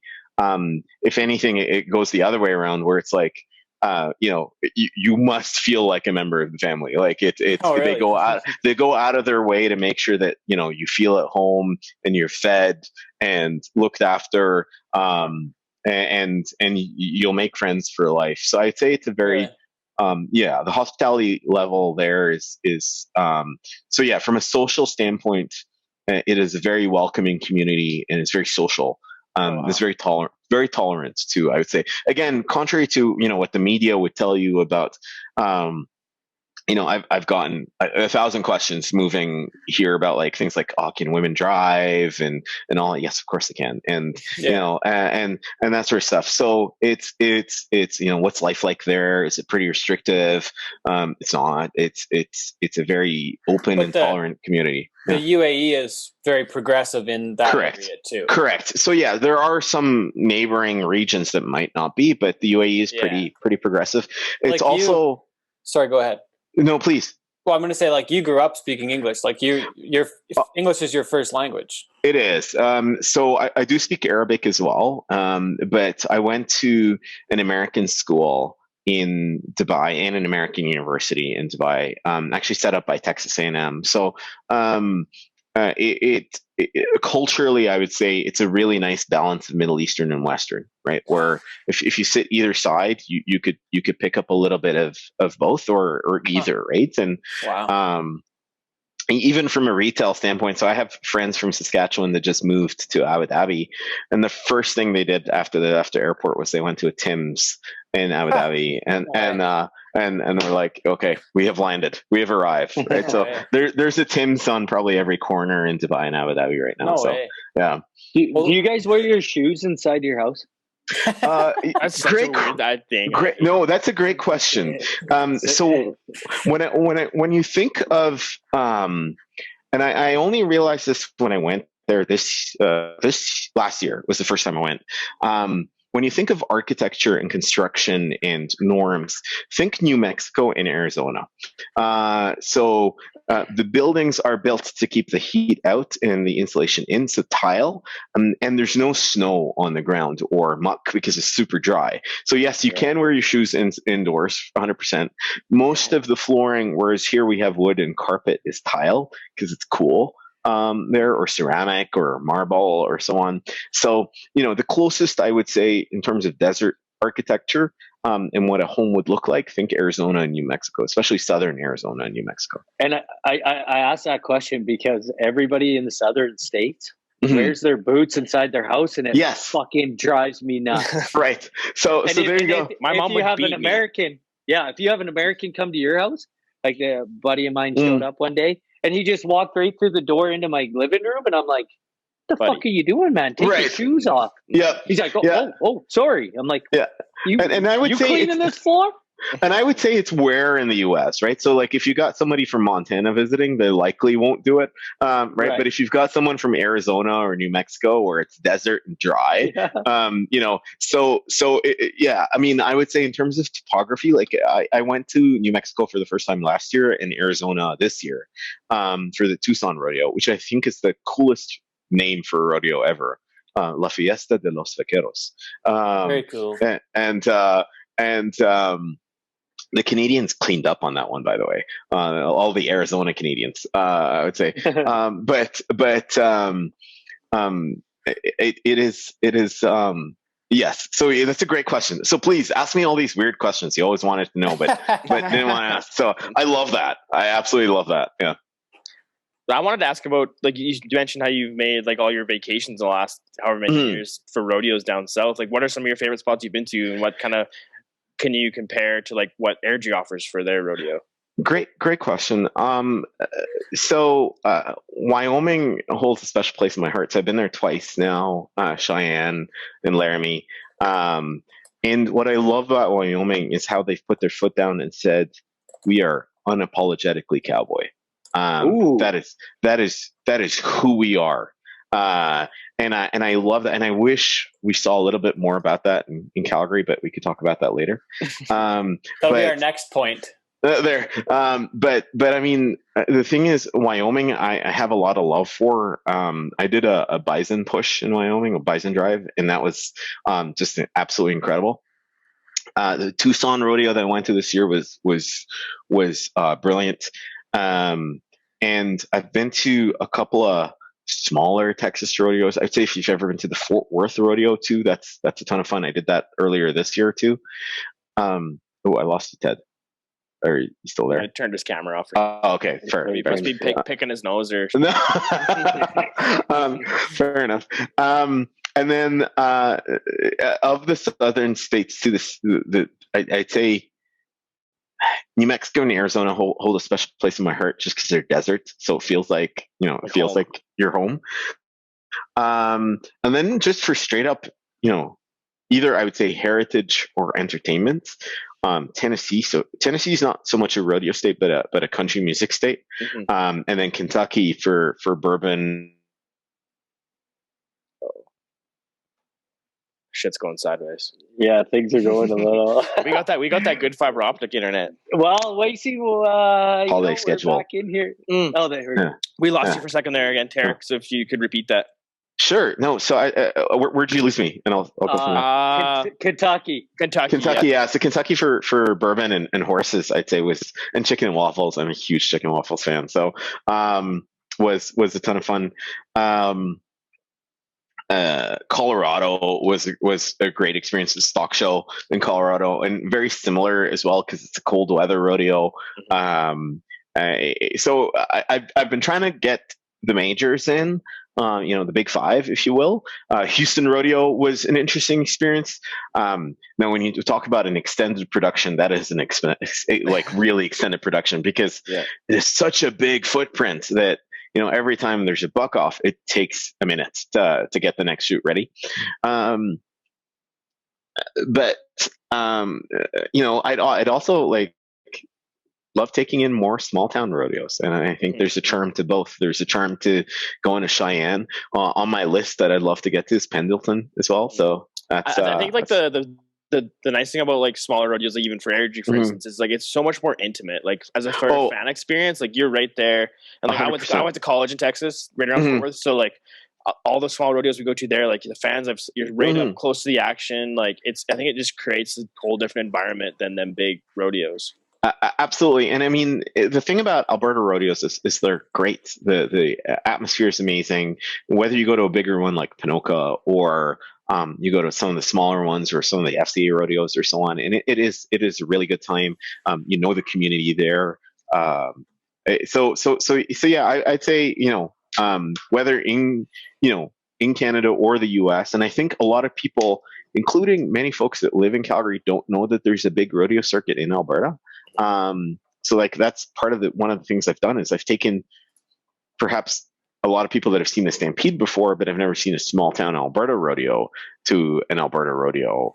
And they're like, oh, we didn't even know this existed. And this is a lot of fun because you're so close to the action and it's pretty accessible, right? Tickets are $20 and it's easy to get in. It's not far from the city either. Right. No, you could get to 10 rodeos within an hour from Calgary. Right. So, it is, So I mean, and I want to continue to do that. I think, from one, I want to continue to educate myself on the sport and the heritage in the community, and also for entertainment. I don't see any reason why any vacation I ever take wouldn't be Western themed ever. It's just, it's the way I would want to do it now. Have you got to go outside of Alberta, BC, Saskatchewan, maybe even Ontario for some rodeo stuff? Absolutely. So not so much for Saskatchewan. I went to earlier this year to buy a Colt. So talk about a stupid beginner who then says, I'm not just going to buy broke horse, but I'm going to buy a 6-month-old Colt. But the papers on that Colt was incredible. So I made a trip out of it with a couple of friends, and we went to small town in Saskatchewan and bought 7 Colts between the three of us. It's about an hour east of Bigger,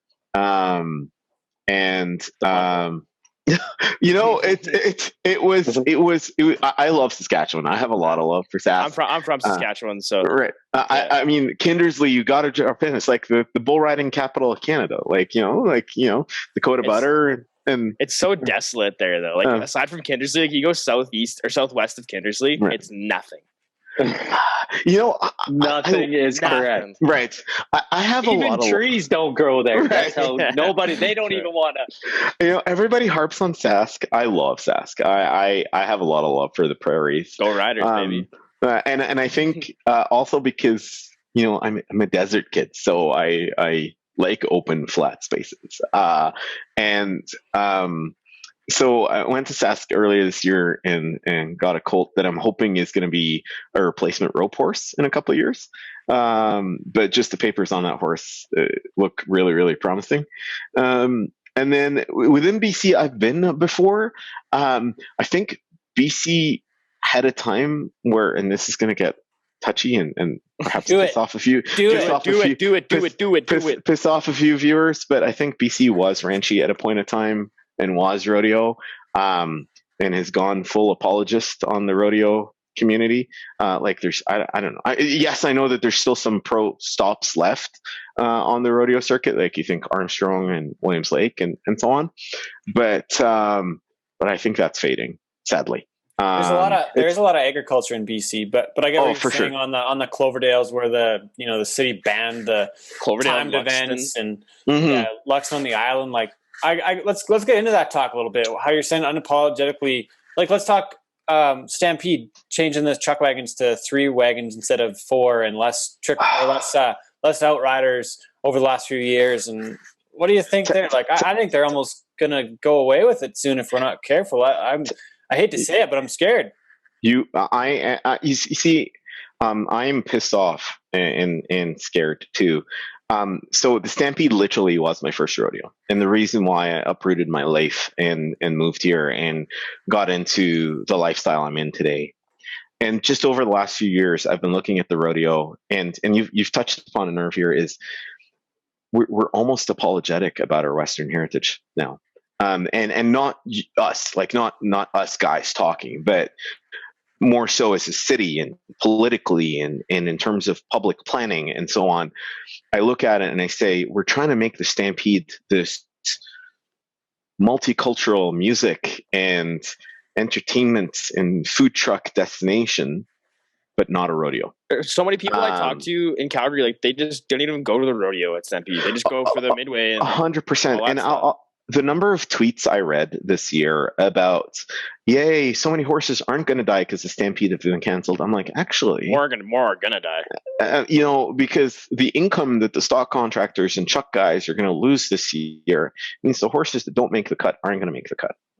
And that pisses me off. And it pisses me off that Ranchman's is closed. And it pisses me off that in Cowboy Canada, we don't have...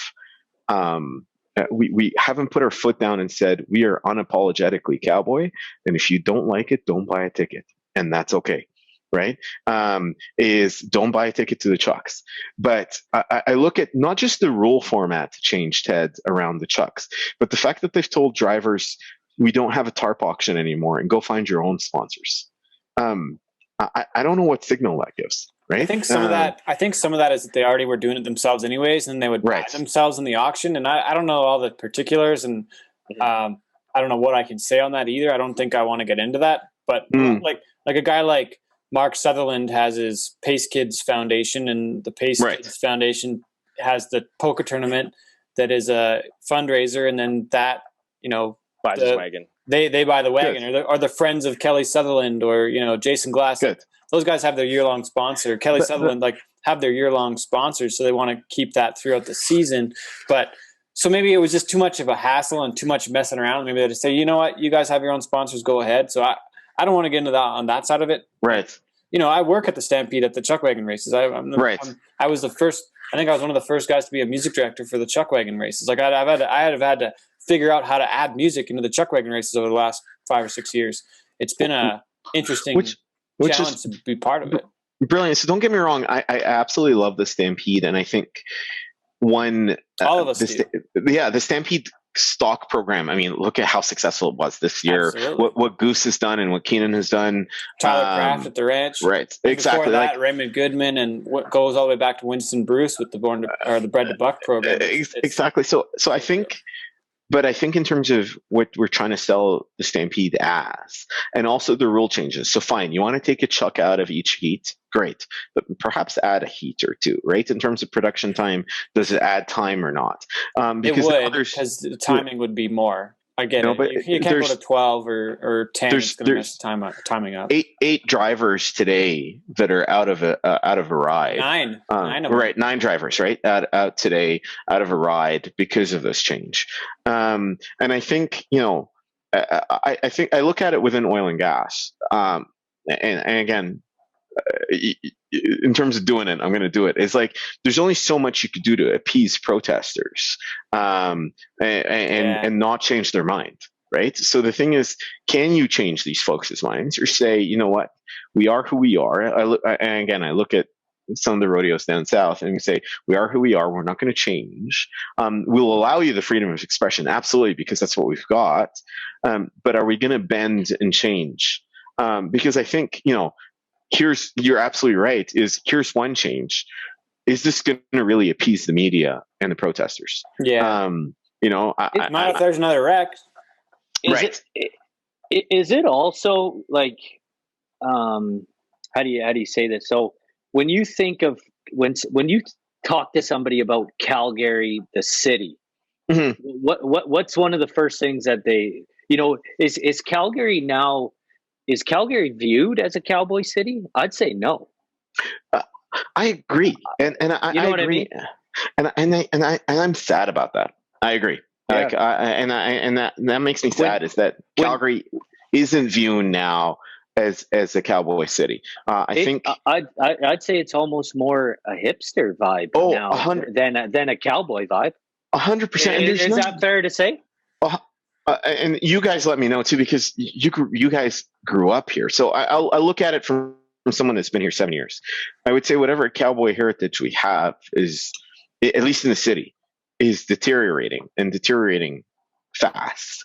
And not just deteriorating, but I think we've gone out of our way to make sure that we erase it. Like, make sure that we kind of wash it out. Now, Alberta, not so much, but Calgary, yes. And that thanks a lot, Nancy. Makes me sad. Yeah, exactly. And I was trying not to go there, but I think, but I did. Here's the thing. But here's the thing, though.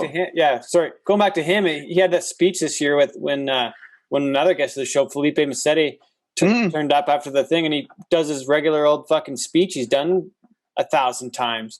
After this guy rode his horses from Alaska to the tip of the South America.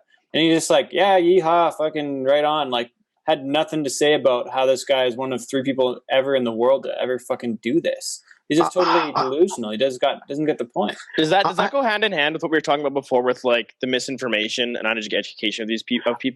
No, Nancy probably thinks I don't think so. Fucking nuts are wrapped up. I think Nancy's he's a chameleon. And like I said, it's Calgary. Calgary isn't that cowboy hub anymore. I hate to say it. And if you're a cowboy living in Calgary, like you two right here, you know what I mean? It isn't. You don't. He's a hipster now. He's converted. Calgary's a hipster zone, and Nancy's got to fucking please those guys.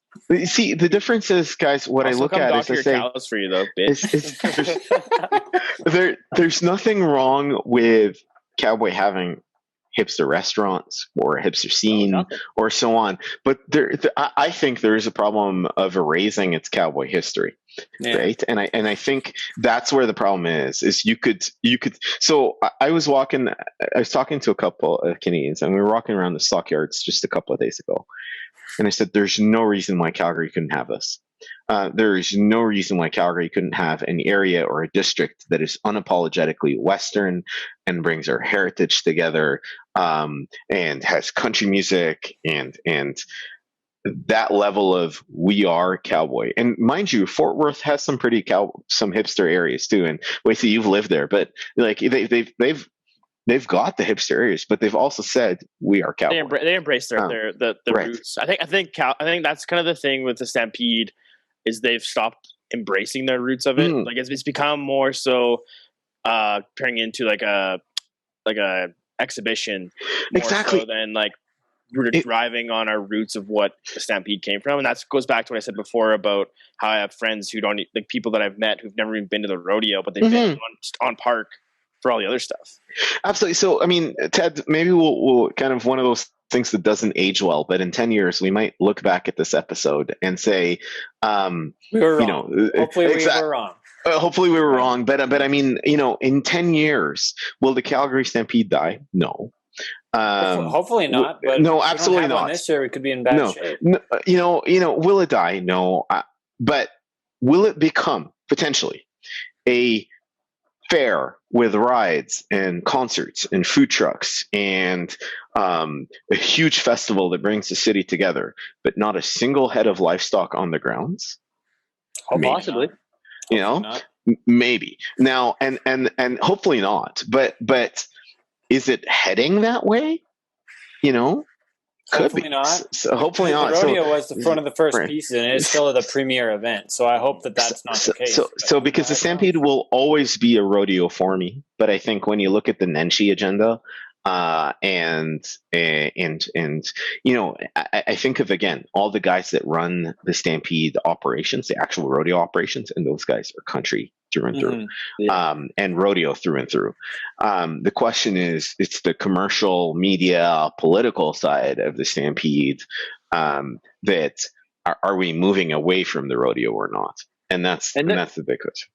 They're also running, like, you know what I mean? When we talk about the Calgary Stampede, we're not talking about Lee Park Rodeo. We're not talking about Beachy Rodeo. We're not, you know what I mean? This is this is a $100 million company that, they need that money to come in to survive. So, you know what I mean? When Calgary did the chuck wagon thing, they were appeasing the animal rights people, but you know what I mean? The way they did the sponsorship and all that stuff, they're looking out for the company. Oh yeah. Their hands are tied so much though. Like the companies that sponsor the events and stuff. Like if they start getting media flack, like that's gonna drive sponsorship dollars. You got to find that balance of So I've got a controversial thought here, and I'd love to hear your thoughts on it. Is will the rodeo get canceled outright? No. Will it get cherry picked though? Will calf roping go off the table? Right. 1 year. And it's like we've had this kind of conversation before when we had Keenan on about could it be something that ends up getting phased out? But if anything were to get removed, I'd say that would be the event to get removed. Mm-hmm. But we might replace it with breakaway roping or team roping or what it might have looked like. That's what I think. I don't know. I don't know how we unapologetically have calf roping still. I hate to be the guy to say it, but I just don't know how to defend it. Right. I mean, and to your point, I think it's sport. It's going to take a lot of us as a heritage piece, maybe, but as a sport, it's more difficult. Well, I think that comes down to the point of spreading information and educating people on it, to why. Like for me, whenever I'm learning something, if I understand why I have to do it a certain way or why it's done a certain way, I understand it way more fully. And I think there's a big gap between that and conventional fans and people who don't really know much about rodeo. Mm-hmm. They don't know why we do it. But what Teddy's kind of saying is, and I agree with Ted. I get the whole concept of calf roping. I totally I get it. You know what I mean? You know the why. We know the why. Yeah. But what Teddy's saying is, why is it a sport? Yeah. How do we defend that? I don't know how to defend it. No, it's tough. It's tough. At the end of the day, they're roping babies. Essentially, you know what I mean? Essentially, they're roping babies and tying them for what? For sport. It doesn't look good. It's not a flat one of those things where riding a bull, it looks good and it's easy for people to be like, that's cool. Whereas when it comes to calf roping, it's so many things happening, so many moving parts where people are like, why are we even doing this? Yeah. But that it goes back to that, people riding bulls, there's a chance the person's going to get hurt. Mm-hmm. So that people cancel out the animal thing with the person getting hurt. A little bit more. Where with calf roping, you know what I mean? It's a baby, they're chasing it, they rope it, they tie it, It's hard to defend for sure. It's tough to defend. Yeah. I want to be clear though that in Alberta, if you look outside of Calgary, the Western heritage and community is thriving and well. Deep. And alive. And not just that, I think the younger generation has also taken to it and built incredible social media knowledge and presence around it. And I think of the CPRA circuit in Alberta, and it is world class, absolutely world class in terms of what it looks like in stock and all that. And evident by the amount of U.S. competitors that come up during a normal non-COVID season to compete in the Canadian circuit. I'm talking more specifically worried about Calgary and more specifically about the Calgary Stampede. And not because it is an incredible rodeo and it will always be in my heart because it is the reason why I am here. It's just I worry about its future and I'm concerned. And I think outlets like this and education outlets around the rodeo and educating people and fans and so on, and opening. Because if you look into the stands of a Calgary Stampede Rodeo, it is the most diverse rodeo audience you will see, right? And I think we need more of that, right? And more. Yeah, I totally agree. We better keep rolling on some things here, though. We're already sure. I want to hear your cowboy dressing thoughts. Are we back to Dubai? I think we better call it good on Dubai. But one thing I want to hear, so we can have it recorded for Sean to clip out, is I want to know how to say cowboy shit in Arabic. I think that's something we need to have on record. That's like that meme that was going around about the American horse pirates. Yeah, so cowboy shit. so you gotta translate over to something like that. Yeah. So cowboy shit, and probably for the first time on your show, Rai Bakar is literally the translation of caretaker of cows, which would be, whenever you're watching a Western and you're reading the Arabic subtitles, it'll say Rai Bakar, which means, Rai means caretaker and Bakar means cow. So can you say that one more time? So Rai, yeah, Rai Bucker? Bakar, Just like a bucker, basically. Rye bucker. Yeah, exactly. There you go. Rye whiskey bucker, rye bucker. Rye bucker, exactly. There you go. That's a sweet name for like a cocktail. Yeah, you can make that the Airdrie Rodeo have a cocktail called the Rye Bucker. No kidding. There's some free marketing. What does shit convert to? Is it right like Rye Bucker? Then shit. The actual Arabic word to it, and the like colloquial word would be khara, or if you were to pronounce it, we say kara, about. Cowboy shit. So that would be some Rai Bakar Khara. Yeah, exactly. Yeah, that could work. Yeah. So that's what Rai Bakar Khara. Yeah, exactly. That's that. You are spot on, sir. So think of like the J in Spanish, like how you say Juan. So yeah. Rai Bakar Khara. Yeah. Rai Bakar Khara. Yeah, there you go. Dang, cool. That is actually, I have never said that out loud, but that is actually spot on. That is perfectly bang on. Oh, that's in my head. I was like, when we brought this conversation up, I was thinking like it was going to sound so much different than what it is. My mind's kind of blown. Like I was like, I don't listen to people speak Arabic that often, right? So in my head, I was like something that I couldn't pronounce. But now, it's funny.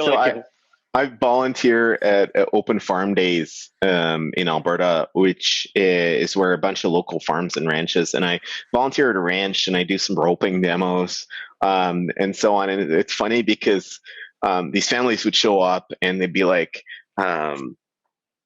hey, the kids will be like, I do these roping demos and I do them on the grounds with some dummies, and these kids were like, hey dad, could you show me how to rope? And then they're like, no, ask him. And I'd be standing there and they're like, he's a real cowboy. And I'd be like, if they only knew. And then there was a family that came up that were speaking Arabic, and then the dad was like, oh, look at these city kids, they're afraid of the cows and chickens. And then I replied back in Arabic, and he was just absolutely floored. Because I was, again, was wearing my hat, shirt, buckle, the whole deal. And then he's like, wait, you're an Arab? And I'm like, yep. That's so cool. Right. So, the more I could do to introduce people to this lifestyle and sport, I love it. So, well, and then what if that guy was chirping you? Like look at this kid. Hey, look at this wannabe cowboy kid. So look at loser. I had that experience actually at a cabaret in a small town rodeo in Alberta, where there was a guy who had one too many, who I could tell was Arab, was speaking Arabic to his friends, and started harping on the ticket sales people because I think they called last call or so on. And I'm like, oh, this is going to be good. Because I'm like, because he stood and argued with a couple of people in cowboy hats and boots. I'm like, this is not, and he was in a man bun and skinny jeans and all that. I'm like, this is not going to end well for you, son. So I pulled him aside and said a few things I don't tell my mother I did say, but he walked away. then in English or Arabic though. Yeah, in Arabic, 100%. Yeah, you told them. Yeah, wow. yeah. I told them. Yeah, so that's one thing. That's one Western thing that people from outside the Western lifestyle learn. When you go to a cabaret, boy, you might see some fisticuffs. Yeah, and don't get me wrong. Like, I love country music and I love visiting, and 99.9% of the time, cabarets are fun time to visit and socialize and dance and two-step and stuff, and I love that. So it's a good time. But again, there's protocol to it, so it was part of the education, I would say, that I did, non-official education, so that I did. This kind of segues nicely to how you started Bottom Hand Ranceh Services. Why don't you get into that a bit and how that came about? Thank you. So one of the things that I found, a couple of things. One is the accessibility, and we talked about this earlier during a chat, is the accessibility into our sport and into our lifestyle are tough. And then the other thing is, I look at Alberta right now and the ranching industry from a commercial standpoint struggling. Like, they've had a tough year, tough regulations, just announced in Canada, and I'm happy getting political about this, that farms are no longer exempt on a number of the carbon tax initiatives, and that went up again. So farms are struggling to hire folks. And one of the things I found is there isn't a marketplace where you could get farm labor in Alberta on a temporary basis that is insured and vetted. So I started Bottom Hand Ranceh Services as really a marketplace. Really think of it as the Uber of ranch hands. And you need a ranch hand for 4 hours or 4 days. I've got now a roster of about 95 ranch hands in Alberta alone that are vetted and insured, and that where ranchers need people to do preg checks or pull calves or come pull shoots or just grunt work. It doesn't matter. I will find you the person that has got that experience, does come with horses if you need them or not. Hey, Tariq, you gotta get Wacey signed up. He needs some work in about a week. I would be the top hand on Bottom Hand. There you go. There you go. And the name Bottom Hand started as a joke because I would show up to these brandings and I would say, listen, you guys treat me as the bottom hand, and they're like, there's no such thing. And I'm like, there is such a thing. Like, I'm right the here. guy. I'm that guy. And an old wise rancher told me once, shut up and listen. And I was like, done. That's what I'm going to do. So it started as a joke. But then I said, there is, and shockingly, I started talking to ranchers about this idea of saying, well, I'll basically do your hiring for you, and become a pool of labor resources for you that you could call as and when you need it. And the response from the community has just been amazing. Whether both from the ranch hand standpoint, and Wacey, I would absolutely love to have you on the roster. And you have bull experience too, so it's perfect. Foley has experience jerking off bulls. I jerk them off. I've had to hold the probe when they're jerking the bulls off. It's a scary ass job, man. Put us together, boy, and we can make magic. Or semen testing crew, or ranchers, and you know what? That's pretty valid because actually a couple of vets, Cowboy vets, have now we've made their life easier because we'll send a crew that they can focus on actually doing the vet stuff, and we could take care of everything else. So we've done that, and a couple of vets have told us, heck, we want our ranchers to hire you guys because we take care of making sure all the needles are full, all the coolers are full, the gates are looked after, and then the vet could just be working as a vet. So I need a gate guy. I just need a guy to shut gates. There you go, and that's exactly what it is. That's the scariest job. I've been yelled at by my dad by so many times running a gate. And whether you need 1 or 6, it doesn't matter. And that's the other thing. So I mean, what I learned is ranchers hate hiring. They hate interviewing and so it's so hard to find good help. Like my dad's been in the ranching and feedlot industry his whole life and managed so many different places, and that's the biggest problem he had is finding quality help. So I take that frustration out, and then we've actually, it started off as a temporary staffing agency, but we've actually been approached by a lot of ranches and feedlots that say, hey, we actually want you to do our full-time hiring for us, almost like a recruiting agency, and say, because, you go out and find us qualified help. and I've put a guarantee on that too, that if that help leaves or doesn't work out, I replace them on my cost. But the other thing as well is I make sure that they have WCB coverage and they're insured, and which all is that. Huge for like some like medium to small size ranches, because they can't get that. No, and the other thing is, like, if someone gets hurt on a ranch or so on, from a liability standpoint, it becomes. There's an earlier episode, I can't remember which one, you guys were talking about driving combines, and there you go, right? So my insurance policy covers a ranch hand or farm hand in that standpoint. If they wreck a $700,000 combine, there you go, right? Jeez. So what about hurt feelings? That's not covered by WCB. No, because like anybody, like I couldn't imagine. Like, I know how my family is when we work cattle, whether it's commercial cattle or rodeo cattle. I find that it's a lot easier for just me and my dad to work together, because my dad can do something and I could be like, "Fuck you, John," and he'll fuck you, and then we're back to being good. The biggest thing with that kind of stuff, it has to stay in the moment. Like, if you're a person who like holds grudges or like takes stuff personally, you can't take it. I work for so many guys, and especially my dad. Like, he's yelled at me so many times, but it's just in that moment. He never like holds it past that. So Ashley, my business. What the fuck are you doing? Man, Ashley, my business partner, who's been running operations for Bottom Hand, she will pre-qualify the ranchers and the ranch hands. So, like, just, before every job, we do an interview for both and say, well, what are you looking for in terms of, what's going to happen on the day? So we make sure that we qualify that. And we also do that with the ranch hand. Now, what we do is off that, the nuances of style as well come and pick up. Is it really formal? Is it really informal? Is it a bit more, let's call it linguistically open in terms of how it works, and we make sure that we equip both sides with what's going to happen on the day. So far it's worked out really well.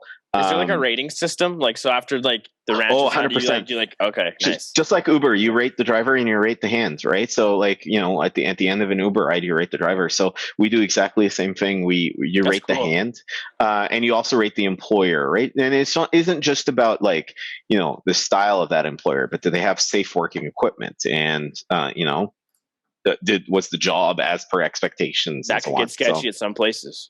So the thing is, again, we're building it's a made in Alberta business that's starting. But one of the other exciting, so when I registered Bottom Hand, I registered 3 companies, and the next one is one that we talked about. I haven't launched this one yet, but Bottom Hand Rodeo Company is going to be for those number 1s and number 2s. I'm hoping to start a production and clinic brokerage company, if you will, where it puts on clinics and practice nights for the beginners that don't know how to do it and want a safe and inclusive environment to be able to come and do it. That's great. So that's kind of coming down the line, and one I'm hoping to be able to launch post-COVID, right, when you can have groups again together. And it doesn't compete with CPRA or even the FCA, where those are folks that are very serious about the sport. These are people that want to try it out, and hopefully one day I could say that someone that went through Bottom Hand Rodeo Company is in the CFR one day, right? Like, started off there, but there is no start off league that's great. Yeah, I really reduces the barriers to entry for a lot of stuff, right? And like, I want it to be an aggregator where you bring clinicians, you bring the horse traders and consigners, you bring a stock contractor that has slow running steer or easier stock to work with, the food trucks, so on, and just really aggregate all that together into an entry level production company. And it's a good way to give people a taste of what it's like to actually compete. 100%. Before you even have to enter, shore up the money for a membership to the FCA or whatever. Exactly. And here's the thing. You're not going to join the Bottom Hand Rodeo Company to make money. Like, this isn't where, you're making a living off rodeo. This is you, to your point, experiencing what it's like to compete, experiencing what it's like to be in that environment, and then hopefully move on to the next leagues. Like, I'm not looking at competing with any of the other leagues. Yeah, and not too many people make money rodeoing. Let's just make that. Let's make that clear. I don't know. I wouldn't know. So Ted might. Like, you know, you guys might. But I was gonna say you should hold on to your low team roping number for as long as you can, because you can be a two header and rope with a 6 healer and get some cash. Yeah. There. Wacey, I'll leave it to you. I think we better wrap it up here. Got a one more question left. Kind of good way to cap it off. What is your definition of cowboy shit? Oh man, you didn't say it the right way, Wacey. You got to say it. What was it again? Oh yes, yeah, exactly. So, I forget. It's Rybucker. Rybucker. Kara. Rybucker. There you go. What's your definition of Rybucker? That is brilliant. It's similar to what I talked about with the values of rodeo. It's perseverance. It's grit. It's getting bucked off and getting back on again. It's respect. It's community. It's respecting each other, land. It's inclusion. It's the one sport where you hear this over and over again. You help competitors succeed. And I love that. I absolutely freaking love that. It is Cowboy Hara is my community now. Like it's my family, and I wouldn't change it for the world. I wouldn't change this lifestyle for all the money in the world. And that's what it is to me is perseverance and grit. And sometimes getting in trouble, and sometimes being in the ER, and so be it. Right? That's the way it works. When are we going to have a party in your basement in your club for the cowboy shit? I forgot about that, DJ. I want to learn some of that shit. That'd be awesome. I love music.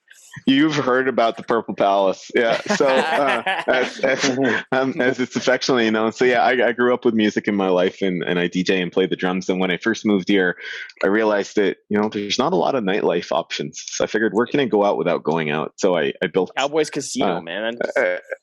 Let's go there. So I built a club in my basement of sorts, and once we're off all these lockdowns and stuff, Ted, I will host one, and we'll make it a cowboy shit themed party. A Rybucker Hara. As long as you promise to do that mix of Neon Moon that one meme was going around, that guy who was mixing it. It was like I'll have to find the video and send it to you. It's fucking awesome though. I love that shit. Done. That is an unreal mix. Thanks for doing the show with us today, Tariq. Oh my God, what an honor! Thank you for having me. It might be our longest show ever, but really got some good shit. It's good, valuable content though. We're just talking about nonsense. Yeah. I'll take it. Especially a new point of view. It's outstanding for us, and I'll take it. Thank you so much for having me, you guys. This is I've been doing cartwheels since you guys said you'll have me on. I'll send you a message about the Bottom Hand Ranch. I might have to get on that. Done. Done. I got you. Awesome. Top hand on the bottom hand. Hell yeah! 5-star rating, baby. Let's go. Okay. Thanks, Tariq. Thanks for doing this. We appreciate it. Thank you, gentlemen. Cowboy Shit episode 80 with I'm Ted. He's Wacey. We got Mr. James Foley and Tariq Elnaga, our guest today. Thanks for being here. Thank you, sir. Cheers.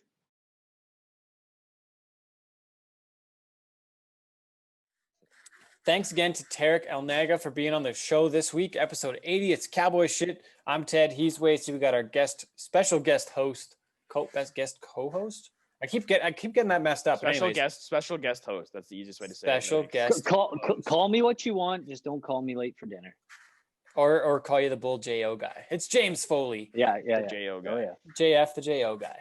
Anyways, we're talking. It's almost Christmas. Yeah, it's Wacey's birthday. We got that out of the way off the top of the show. I mean, we could have happy birthday. What else? Getting it out of the way is a little bit harsh way to put it. I would like some more attention on my birthday, but that's fine. What do you having a December birthday sucks?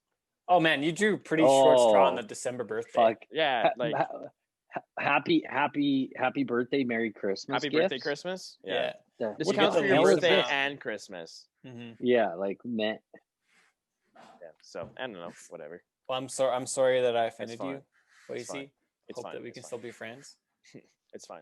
Anyways, Wacey, you had a couple of topics you wanted to get to. Yeah, so it kind of ties in nicely with the whole birthday, Christmas gift thing. I wanted to know your guys' best gift and worst gift you've ever received. And like, I'll start off with my worst gift. And I just want to preface this, like, it wasn't a bad gift, but it turned out just being like just not a good gift. Because so one year I was like hell bent on like getting an electric guitar for Christmas. Like, you know what? I'm gonna be Angus Young. I'm gonna be shredding this thing. So my mom and dad, child of mine. So my mom and dad, like, as they do, they go all out for Christmas because they like giving their like they want their kids to be happy. Whatever. They buy me this like really nice electric guitar and an amp, like an Epiphone, like a really nice guitar, and enroll me in some lessons. And that lasted for 2 weeks. And I was like, this sucks. I don't want to do this anymore. It's brutal. So it wasn't a bad gift, but it was like just not good. My mom and dad should be like, do you really want to try this? Because we're getting you a guitar. And I'd be like, you know what? Something else would have been better. Maybe not. I did the exact same thing. Like literally got a guitar for Christmas, got an amp, played it for 2 days. So where is that guitar? Where are you guys' guitars now? Like what? I have no idea. Guitars? I sold mine. Oh, okay. Yeah. I have no idea where mine is or what happened to it, but it's gone. Okay. How about you, Ted? What's your worst gift ever? I don't know about worst gift. I want to be the, come on top of this and say like there are no bad gifts, man. Because it was a thought experiment. You always do this with questions like this. You always just find your way to weasel it out. Like, fuck you, man. Come on. Chicken shit hockey. I honestly don't know. Like when I was a kid, when we got gifts, it was stuff that we wanted to do, I guess. Like some of the best gifts were the big Lego sets where we got to go, I got a Lego Combine one time. That thing was freaking sweet. That's dope. Yeah, wow. It even had like the spinny freaking header on it. It was really neat. One time for Christmas, because Christmas is actually my mom's birthday too. So she was born on Christmas. Share a birthday, Jesus. Right? Jesus. Same day. Same day. So mom's birthday is the same time. So one year when I was like 17, we went to I think we went to talk about it in one of these past few shows, but we went to Malaysia, Thailand, and Japan over Christmas. Like we left on like the 20 something of December. And I was so pissed because I was going to miss this bull riding at New Year's. I was so pumped about, and I was like 16 at the time. You're so horny to go to these bull riding. I was so pumped. Maybe 16 or 17. Like I was like, underage because you're going to party on New Year's with all your buddies and get drunk at New Year's and go to this bull riding or whatever. And I was all disappointed I wasn't going to get to go. But we went to we literally flew to Japan, flew to like Tokyo, stayed there for the night, then flew to Thailand the next day, and I had culture shock. I was freaking out. Then we were in there for a few days. I didn't even leave the hotel for a couple of days. The time change was all screwed up. We're up in the middle of the night eating like noodles out of a cup out of the hotel, cupboard or whatever. Just having a terrible time. The smell, I just remember going in downtown Bangkok, and we were at this hotel. It was like 100 stories high, and all I could see out of the hotel up top was just city. It just freaked me out so bad. It's the first time I'd been across the ocean. So we did that. And then I finally got out of the hotel after a couple of days, and the smell, I couldn't handle it. After that, we went to Malaysia, and I remember having a Dan Brown book with me, but we were in this boat going to this place in the jungle, and on this boat, and I was reading this book, and there's like water buffalo in the water, and we take this boat for like 3 hours. Ted's the only guy in history who'll like go on like a cruise and just read a book and not take in the scenery. Yeah, I remember seeing it. I was just like chilling, just reading the book the whole time. So, Ted's the only person that'll go on a dream vacation. Yeah, and doesn't remember a fucking thing except for the book. Yeah. Oh, I remember the vacation. It was unreal. And like the monkeys and like the wild boars at this place in the jungle we were at. We did this hike the one day and saw everything in the middle of, like, I remember being in KL where the Petronas Towers are the two same towers, and they've got a walkway across, like the 30th floor maybe. I remember Cord McCoy and Jet were there during the Amazing Race one time. So I remember being in this place, and Malaysia was amazing. It was like our guest Tariq talks about Dubai and the UAE. I think I'd have to ask him. I'm sure he's been to KL and been to Malaysia, but Malaysia was the most like home that I felt on that trip. It was an English first country, coming from Bangkok and Japan. Like we didn't feel welcome in Japan. They thought we were Americans. They didn't love it. But anyways, that was probably one of the coolest gifts to go take that trip over Christmas time with the whole. It's crazy. It's crazy how much things change over the years. Like as you get older, like Now so much more. I value like experience and time with my family rather than like having to wake up on Christmas Day with a bunch of presents under a tree. Like, I'm at a point in life now where it's like if I want something, I'll just go get it. Yeah, it's a different deal. Yeah. So honestly, I can't even think of a bad gift right now. The worst one was probably the gift that you gave at Friendsmas one time, Wacey, where it was like a pair of fucking slippers and some. I didn't give that to you. Yeah, but somehow I was gonna get it at one point, and then I was like, "This is dumb. It doesn't even fit." It's like large size shoes, and I wear a size kid size. So I wasn't buying for you. It was a Christmas gift exchange. You can't put that on me, man. You can't buy a sized gift for a Chinese gift. It was an accident. I accidentally bought women's slippers, so they would have fit you of anybody of our friends. What is this? A school for ants? I'm getting abused on my birthday pod. The worst. That really backfired on you. The worst gift was the one you brought to the gift exchange at Friends. No, because that's not fair. And Gator was the elf on his shelf. Anyways, these are a bunch of fucking dicks. Anyways, it's my birthday. Well, it was. It's actually Wednesday now, so it's whatever. My birthday week. Your birthday month. It's also Christmas. Wait, so you were talking about your best tobogganing. Well, that was actually something Foley brought up. But like, if you're any like Canadian kid growing up, you've had some like fucked up things happen with like crazy carpets. Like, man, crazy carpets. You should have to sign a waiver at the store before you buy one of them things. I don't even know if they sell them anymore. I remember one time like we had some pretty good sledding hills growing up like near the yard with whatever. Maybe in Saskatchewan and stuff. Contrary to popular belief, there's sales there. But I remember one time my brother and I both had crazy carpets, and like we went down the same little run like so many times it turned to sheer ice. And like, man, I've never been mucked out so bad on it at the end of we had a little bump too for a jump. Oh, and, yeah. I'm pretty sure that's where I got my first concussion was from that. It was you come hogging her down this hill and send it over this icy jump, and then you land into more ice. Like, it's nuts. And I'm glad you pointed that out. Like, your Canadian childhood, for the most part, is based around a winter sport and getting dressed up to where you can barely bend your arms, and you walk like a penguin out to a GT or a crazy. I was just going to ask if you guys had GT snow races growing up. Those are no. Tight. But if you were a farm kid, and if you never rode down a hill in a calf sled, now people who don't, these are the fastest, those are the elite sleds. This is the most elite sled you'll ever buy your kid. And if you don't like your kid, fucking buy one, because you won't have a kid by the end of winter. Oh man. Now and this is where I get to this story. This story was maybe one of the scariest moments in my life and one of the funniest. So north of Lloydminster, there's a place called Sandy Beach, and there's a big hill there, and it's a big ass hill. And now they built a part of their golf courses on this hill, so you can't do it now. But I used to always want to go there. My dad we just lived 3.5 miles west, and my dad's like, no, we can't.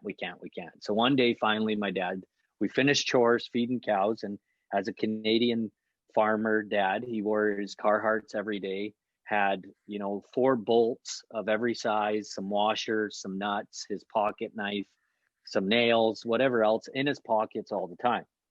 Hacksaw. So he's like, hacksaw. He's like, James, let's go. So I'm like, fucking right. This is my time to shine. This is the day. Through the GT in, Johnny grabs the calf cart, the calf sled, which weighs like, what do they weigh? Like 50 pounds? They're heavy. No, well, the plastic ones aren't that heavy. But we had the heavy They're black solid. plastic. They're solid. So he bombs it in there. We drive to Sandy Beach. He gets out, and he's like, okay, I'll go down first, and then you come down behind me. And he just fucking yards it into this calf cart sitting on his ass. And where you stand, it drops. So he hits the fucking downhill and he disappears. You're dropping into like a black diamond. You have to like yell out, dropping in. Yeah. So the next time I see him, he is going right and the calf cart is going left, and shit is flying out of his pockets. Like he's full on air and hits the ground. And like, I'm like 10, 11 years old, and all I hear is just and all the air left his body, and I'm on top of the hill, and I'm crying, I'm laughing so hard, but deep down I'm like, holy shit, my dad's dead.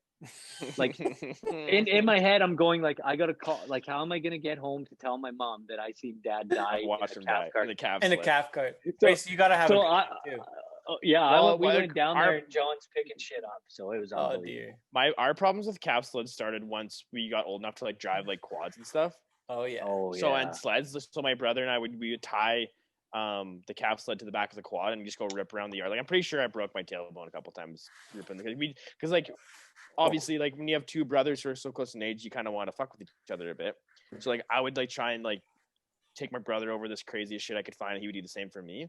And then like we had to start wearing helmets at one point just because we're getting so crazy, and like those things they move, dude. Like, and then we put them behind a quad. So it's really fun. I got one that's not a tobogganing story, but I remember playing like road hockey in front of the barn with my dad, and he was the goalie. And I have a funny story about my dad after to share too. So it's probably I have a feeling it's similar, but my dad was being the goalie and I was a goalie too, like, and so was Wacey. Foley, you weren't a goalie, you were a power forward, right? Power forward, yeah. Elite. He was first line bench. But anyways, sniper. I think I still had the straight blade. It was that early in my hockey career. And my dad was being the goalie in front of the barn. I had one of those orange balls, and I was like just a little kid, and I remember smacking when they freeze. Oh, yeah. And I hit my dad right in the bag, just right in the balls, and he had to go sit down in the barn for like an hour after because I wrecked him right in the nuts. The funny story about my dad, the Foley story kind of reminded me of this. It was in the middle of summer, so it wasn't in winter, but we were moving cows one time, and my dad, like he was just like in his mid 40s at the time, so he's getting up there in age. So he likes to ride the more quiet. He likes to ride the more like, and like my dad's one of the handiest people I know, and like an unreal horseman. But anyways, he's riding one of our broke horses, moving cows in one day, and this horse, he was like, sometimes he'd be a little cold back and he'd buck a bit, but it was never anything too bad. So whatever, we're getting to the gates where we're bringing these cows in, and all of a sudden I see out of the corner of my eye, this horse just starts hogging on it. And like my dad can't ride horses that buck as good anymore. As I said, he's getting older, and he rodeoed for a long time, so he's pretty beat up. All of a sudden, he didn't have buck and rolls on his saddle, so he gets stood straight legged and just fucking lawn darted by this is a horse I grew up on all the time. Like he's dead quiet. He just gets fucking lawn darted off of him, and he's like lost his air and couldn't breathe. And I am like dying laughing. Like I couldn't believe it because my dad always just talks about being this tough like cowboy. I'm the handiest motherfucker around and all this kind of stuff. Anyways, boys bugs me and my brother, and it was just so funny to see him like get bucked off this like dead broke horse, like a kid's horse broke almost, and he was on the ground just like I started to feel bad for him, but man, it was I literally had to ride away and like laugh because he was going to be so pissed, and I never let him live that one down to the end of time. It's funny. Dear. Man, we got a huge show here already. Do you guys want to call it off here? Want to do? Yeah, I'm good. I'm good, man. Yeah, I'm good. Okay, we've been on the show for almost 3.5 hours here this afternoon, and my ass is getting sore. So let's catch up on some of the rest of this stuff for the New Year's show, the year-end wrap-up. It's got a big show coming up there for the end of the year. It's Quick Dick McDick, pretty big celebrity really in the Western world in I know a politics. Funny fellow, yeah, outstanding. We're looking forward to having him on the show here on episode 81 of Cowboy Shit. I'm Ted. He's Wacey, our special guest host, James Foley. Thanks for being on the show. Our guest this week, Tariq Elnaga. Great show, such a insightful, really, really educated. He knows his shit, that guy, and it was a really cool chat. It was a treat. Interesting to hear the other side of things on as far as our sport goes. So thanks you guys for being on the show. Thanks for the awesome year. Merry Christmas. Happy holidays, everybody. We'll catch up with you on the next one.